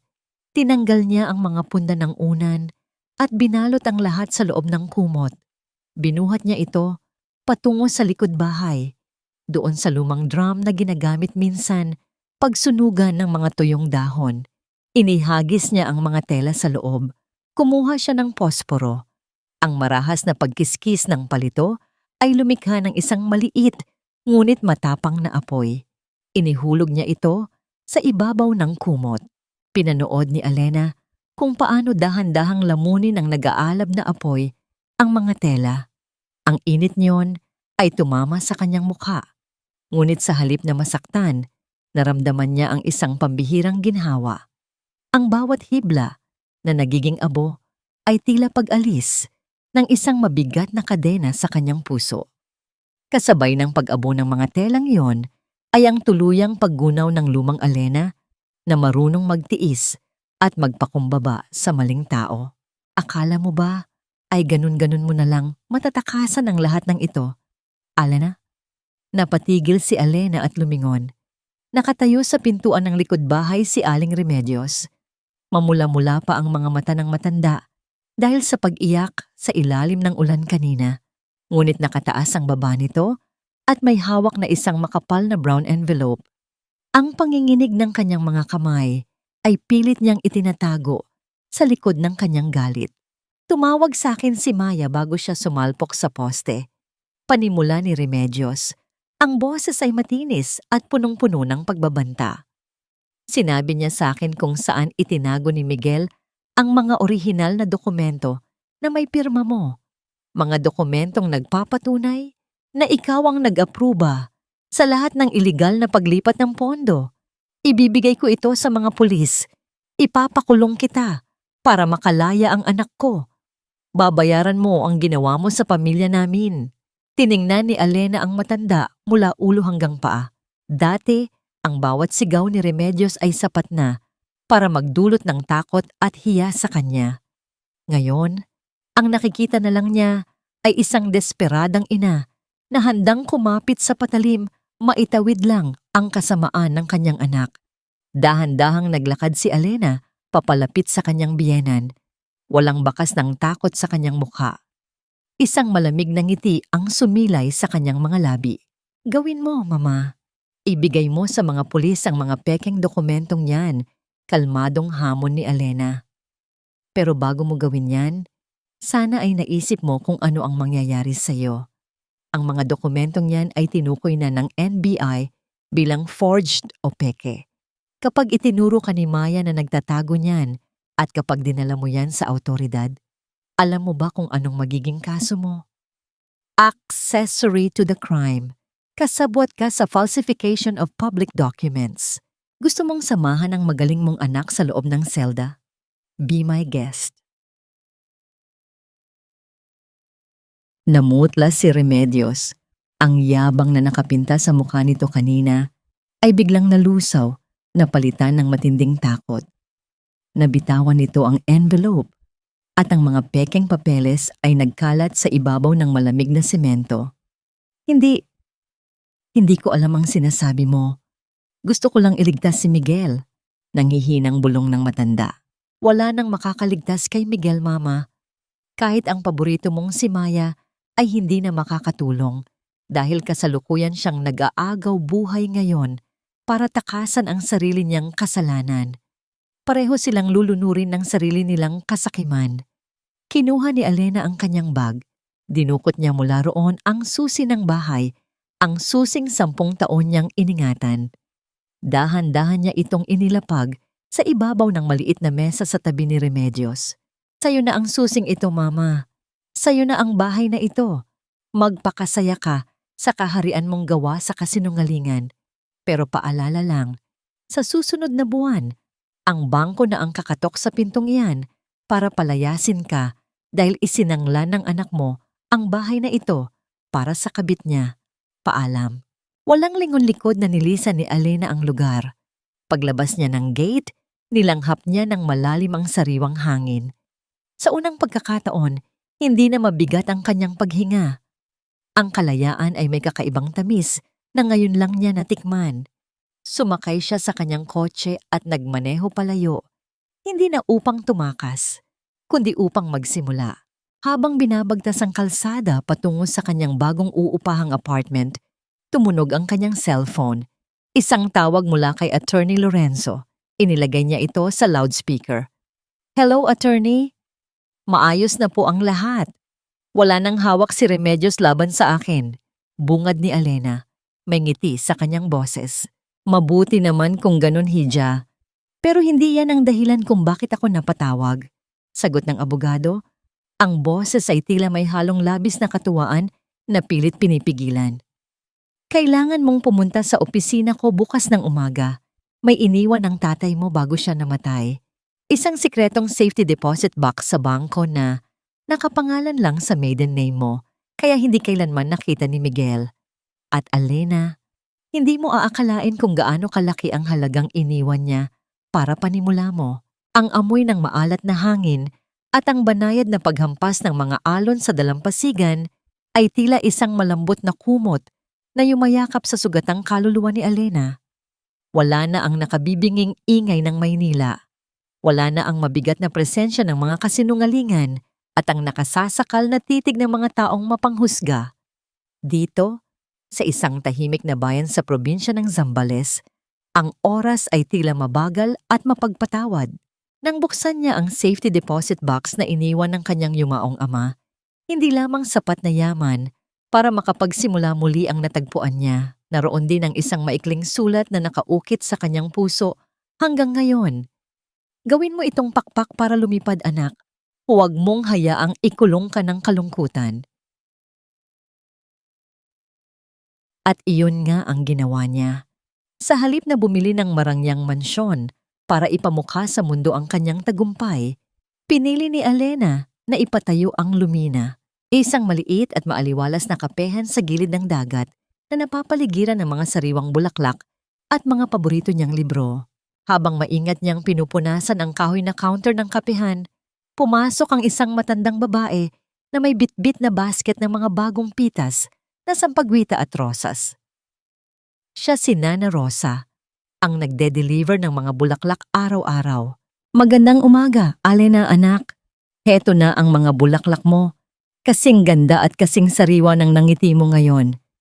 Masayang bati ng matanda habang inilalapag ang basket.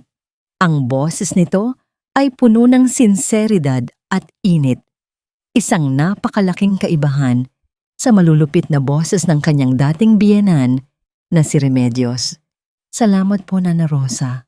Maupo muna kayo. Ipagtitimpla ko kayo ng kape bago kayo umuwi. Malamig na sagot ni Alena.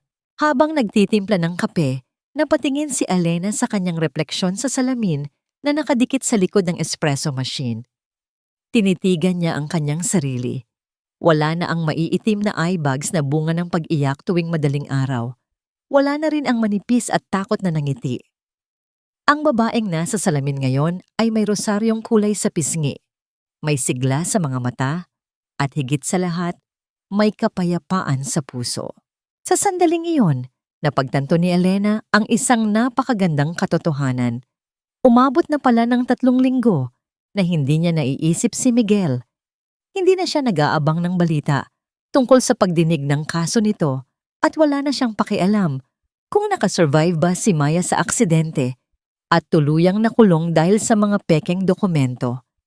Naintindihan niya na ang tunay na kabaligtaran ng pag-ibig ay hindi galit, kundi ang kawalan ng pakialam.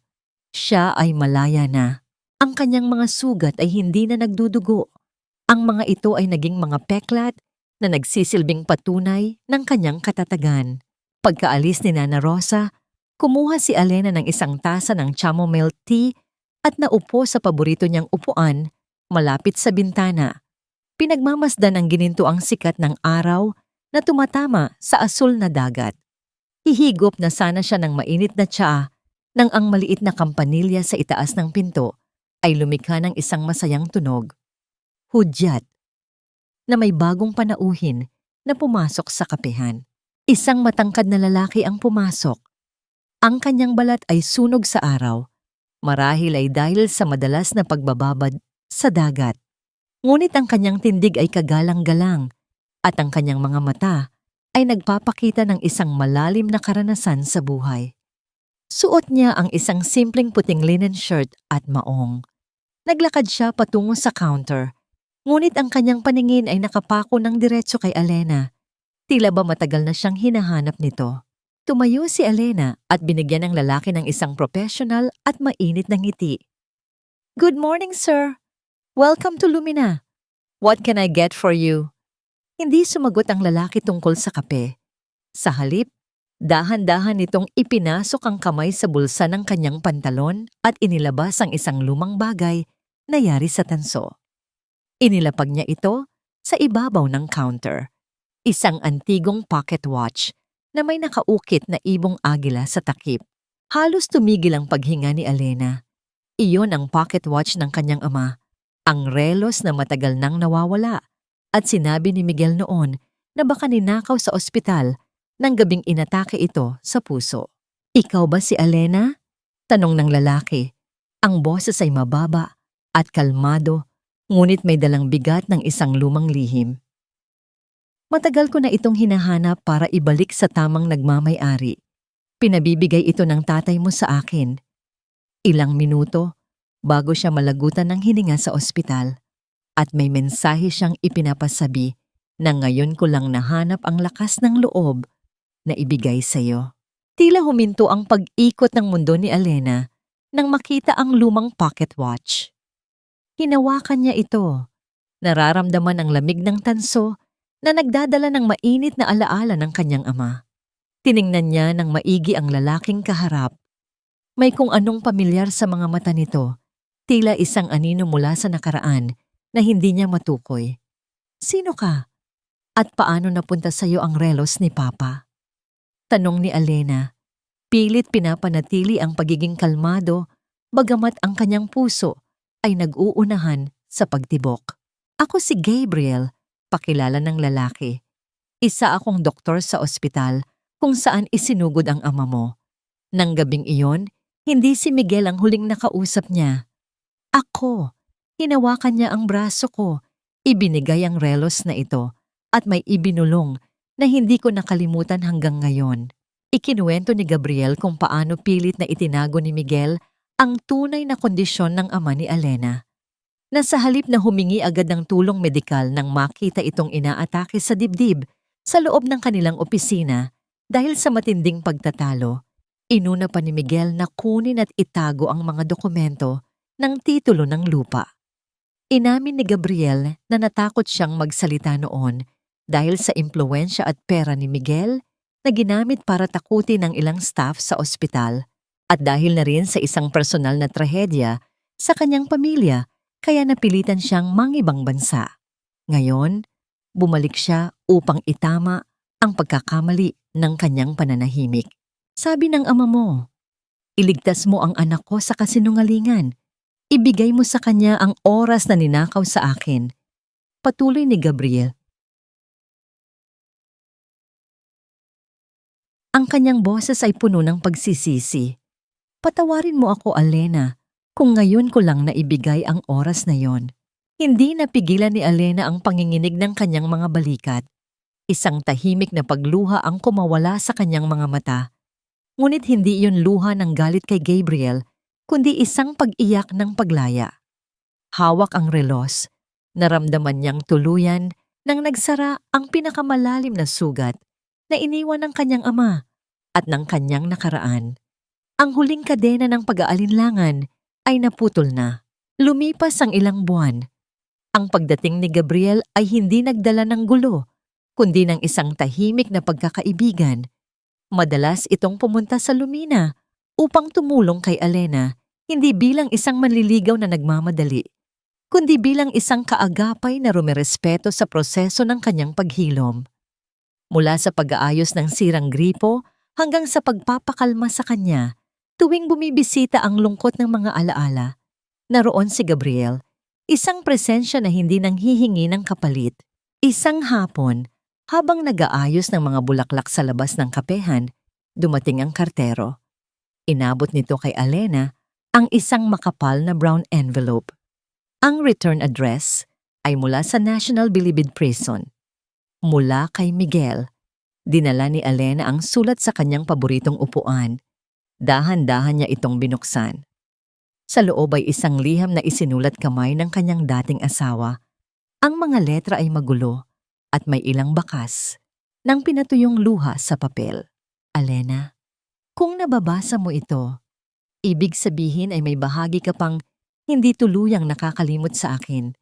Araw-araw akong nilalamon ng konsensya habang nakakulong dito.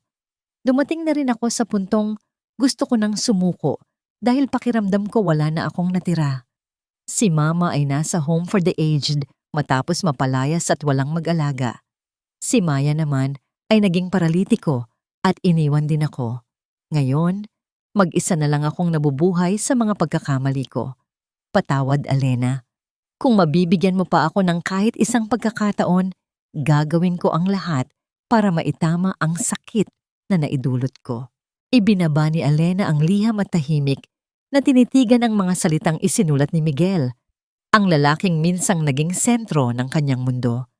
Ngunit imbes na awa o pagmamahal, awa para kay Miguel mismo ang naramdaman niya. Naunawaan niyang ang pagbabanta nitong wakasan ng sariling buhay ay isa na namang paraan ng pagmamanipula. Hindi yon tunay na pagsisisi, kundi desperadong pagtatangkang muling makapasok at maging mahalaga sa buhay niya. Dahan-dahang tumayo si Alena at lumapit kay Gabriel na abala sa paggawa ng kape sa counter. May problema ba, Alena? Tanong ni Gabriel. Ang kanyang mga mata ay puno ng pag-aalala. Ipinakita ni Alena ang liham. Sulat mula kay Miguel. Sandaling tumahimik si Gabriel, handang makinig sa anumang desisyon na gagawin ni Alena. Ano ang plano mong gawin dyan? Gusto mo bang sumagot para magbigay ng peace of mind sa kanya? Huminga ng malalim si Alena. Ngumiti siya. Ang pinakatotoo at pinakamaliwanag. Nangiting sumilay sa kanyang mga labi. Mula nang magsimula ang bangungot na ito. Hindi ko responsibilidad ang kapayapaan ng mga taong pinili ang sarili nilang digmaan. Mahinahong sagot ni Alena. Kinuha niya ang liham at itinapon ito sa basurahan sa ilalim ng counter kasama ng mga ginamit na coffee grounds. Wala na akong lugar sa nakaraan, Gabriel. Masyadong maganda ang bukas para sayangin ang oras ko sa paglingon sa mga multo. Tumingin siya sa labas ng bintana, kung saan ang dagat ay tila nagdiriwang sa ilalim ng sikat ng araw. Naramdaman niya ang magaang na pagdampi ng kamay ni Gabriel sa kanyang balikat, isang hawak na nagbibigay ng lakas at katiyakan. Hindi niya kailangang magmadali na umibig muli. Ngunit sa pagkakataong ito, alam niyang handa na ang kanyang puso na tumanggap ng mga taong totoo at handa na siyang mabuhay para sa kanyang sarili. Ang liwanag ng mga ilaw sa loob ng Grand Hall ay tila mga bituin na bumaba sa lupa upang batiin ang mga nagwagi. Sa likod ng dambuhalang entablado, tahimik na nakatayo si Alena. Suot niya ang isang eleganteng Filipiniana gown na may kulay ng perlas, simbolo ng isang bagay na nabuo mula sa matinding sakit at iritasyon sa loob ng isang kabibe. Wala na ang mapulang damit ng paghihiganti na suot niya noong araw na ipinakulong niya si Miguel. Ang suot niya ngayon ay ang kulay ng kapayapaan, ng bagong simula at ng walang katumbas na tagumpay. Nang tawagin ang kanyang pangalan bilang Most Inspiring Woman Entrepreneur of the Year para sa tagumpay ng kanyang Lumina Cafe at ng foundation na itinayo niya para sa mga babaeng biktima ng pang-aabuso, dahan-dahang humakbang si Alena patungo sa gitna ng entablado. Ang masiglang paghampas ng mga palad ng mga panauhin ay tila banayad na ulan na nagdidilig sa isang bagong sibol na halaman. Wala siyang naramdamang kaba, tanging isang malalim na pasasalamat sa mga bagyong dumaan sa kanyang buhay. Dahil kung hindi niya naranasan ang mawasak, hindi niya kailanman malalaman kung gaano siya katibay. Hinawakan niya ang tropeyong yari sa salamin. Tiningnan niya ang mga taong nakikinig sa kanya. Hanap ang mga mukha ng mga babaeng alam niyang nakakaranas din ng tahimik na pagdurusa. "Good evening, everyone." Panimula niya, ang kanyang boses ay malambot, ngunit may angking pangingibabaw na nagpatahimik sa buong bulwagan. Ilang taon na ang nakalilipas, naniwala akong ang halaga ko bilang isang babae ay nasusukat sa kakayahan kong maging isang perpektong asawa. Naniwala ako na ang pagmamahal ay nangangahulugan ng walang katapusang pagtitiis. Kahit pa ang isinusuko ko na ay ang aking sariling dangal, ang aking pangarap, at ang aking mga magulang. Huminga siya ng malalim, inaalala ang mga gabi ng pag-iyak nang walang tunog sa madilim nilang kwarto. Ngunit natutunan ko sa pinakamasakit na paraan na ang tunay na pag-ibig ay hindi kailanman magnanakaw ng iyong pagkatao. Sa lahat ng mga babaeng nakakarinig sa akin ngayon, na pakiramdam ay naubos na sila, na pakiramdam ay wala na silang halaga dahil itinapon sila ng taong pinagkatiwalaan nila. Gusto kong malaman niyo na ang inyong halaga ay hindi nakadepende sa taong hindi marunong magpahalaga sa inyo. Ang mga sugat ninyo ang magiging pundasyon ng inyong kaharian. Kayang-kaya ninyong magsimula muli. Pagbaba niya ng entablado, sinalubong siya ng mga luha at ngiti ng paghanga mula sa mga taong nakaintindi sa bigat ng kanyang mensahe. Ngunit nang makabalik siya sa kanyang upuan, isang matipunong kamay ang dahan-dahang humaplos sa kanyang likuran. Isang haplos na nagbibigay ng matinding init at seguridad. Lumingon siya at nakita ang nakangiting mukha ni Gabriel. Wala silang binanggit na kahit anong salita. Ang kanilang mga mata ang nag-usap. Inilagay ni Gabriel ang kanyang malaking palad sa ibabaw ng kamay ni Alena na nakapatong sa mesa. Ang simpleng pagdampi ng kanilang mga balat ay nagdala ng isang magaan na kiliti sa puso ni Alena. Isang pakiramdam ng pag-asa na matagal na niyang ibinaon. Dito, sa piling ng lalaking ito, naramdaman niyang hindi niya kailangang maging matapang at palaban sa lahat ng oras. Dito, ligtas siyang maging isang ordinaryong babae na karapat-dapat mahalin ng tama, ng walang pilitan, at walang pagkukunwari. Pagkatapos ng seremonya, lumabas sila ni Gabriel sa balkonahe ng gusali upang langhapin ang malamig na simoy ng gabi. Tiningnan ni Alena ang malawak na kalangitan ng Maynila. Dati, ang syudad na ito ang naging kulungan niya, ang saksi sa kanyang pagiging martir. Ngayon, ito ang naging saksi sa kanyang paglipad. Hindi na siya ang Alena na nabubuhay sa anino ng mga kasinungalingan ni Miguel. Siya na si Alena, ang babaeng bumuo ng sarili niyang liwanag. Ngunit habang pinagmamasdan niya ang mga bituin, isang malalim na pagmumuni-muni ang dumaan sa kanyang isipan. Isang huling katanungan bago niya tuluyang isara ang libro ng kanyang nakaraan at harapin ang bukas. Ang araw ay nagsimulang sumilip sa likod ng mga alon ng dagat, nagbibigay ng mainit at kulay gintong liwanag sa dalampasigan ng Zambales. Nakaupo si Alena sa buhangin. Hawak ang isang baso ng sariwang kape mula sa kanyang kapehan. Pinagmamasdan niya ang pagdating ng umaga, Isang tahimik na ritual ng pasasalamat na ginagawa niya araw-araw. Ang hangin ay amoy asin at kalayaan. Wala nang nakakasakal na pader. Wala nang mapanghusgang tingin. At wala nang mga kasinungalingan. Sa loob ng 3 taon mula nang pumutok ang iskandalo, marami nang nagbago.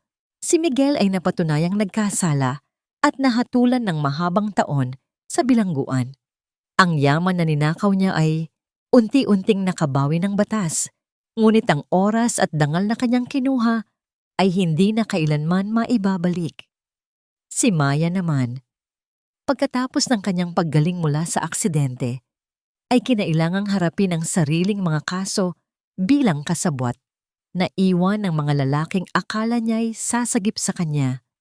At si Remedios, ang biyenang minsan ay nagturing kay Alena na alipin, ay namumuhay ngayon sa isang pasilidad para sa mga matatanda.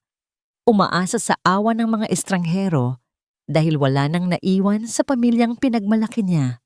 Ngunit ang mga kwentong iyon ay tila mga balita na lamang tungkol sa ibang tao para kay Alena. Hindi na siya nagtatanim ng galit. Nahanap na niya ang kapayapaan na matagal niyang pinagdasal. Ang kapayapaang iyon ay hindi nagmula sa nakitang pagdurusa ni na Miguel, kundi sa pagtanggap niya na ang kanyang sariling pagpapatawad ay hindi para sa kanila. Pinatawad ni Alena ang kanyang sarili. Pinatawad niya ang Alena na masyadong naging mapagbigay. Ang Alena na hinayaang tapakan siya ng paulit-ulit dahil sa maling akala ng pag-ibig. At ang Alena na nabulag ng utang na loob sa isang taong hindi naman siya kailanman tinuring na kapantay. Sa pagpapatawad na yon, natagpuan niya ang tunay na lunas. Hindi na siya isang biktima. Siya ay isang nakaligtas, isang mandirigma na bumangon mula sa kanyang sariling abo. Dahan-dahang lumapit si Gabriel at umupo sa kanyang tabi. Inilapag ang isang mainit na pandesal sa kanyang kandungan. Walang salitang namagitan, ngunit ang pagdampi ng braso ni Gabriel sa kanya ay nagbigay ng isang pamilyar at ligtas na init. Inihilig ni Alena ang kanyang ulo sa balikat ni Gabriel. Hinayaan ang sarili na makaramdam ng pagiging inaalagaan. Ito ang uri ng pagmamahal na tahimik, hindi naghahanap ng atensyon, at lalong hindi humihingi ng kapalit. Ito ang pag-ibig na nagpapalaya.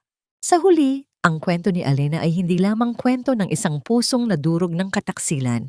Ito ay isang paalala na sa bawat pagluha, may nakatagong lakas na naghihintay lamang na gisingin, na ang pinakamalaking paghihiganti sa mga taong sumira sa iyo ay hindi ang sirain din sila, kundi ang magpatuloy na mabuhay ng buong tapang at maging masaya nang wala sila. Huwag mong hayaang ang mga taong hindi nakakakita ng iyong halaga ang magdikta kung sino ka. Dahil sa pagitan ng mga kasinungalingan, palaging may katotohanang nakatago. Ikaw ay sapat na at ikaw ay karapat-dapat.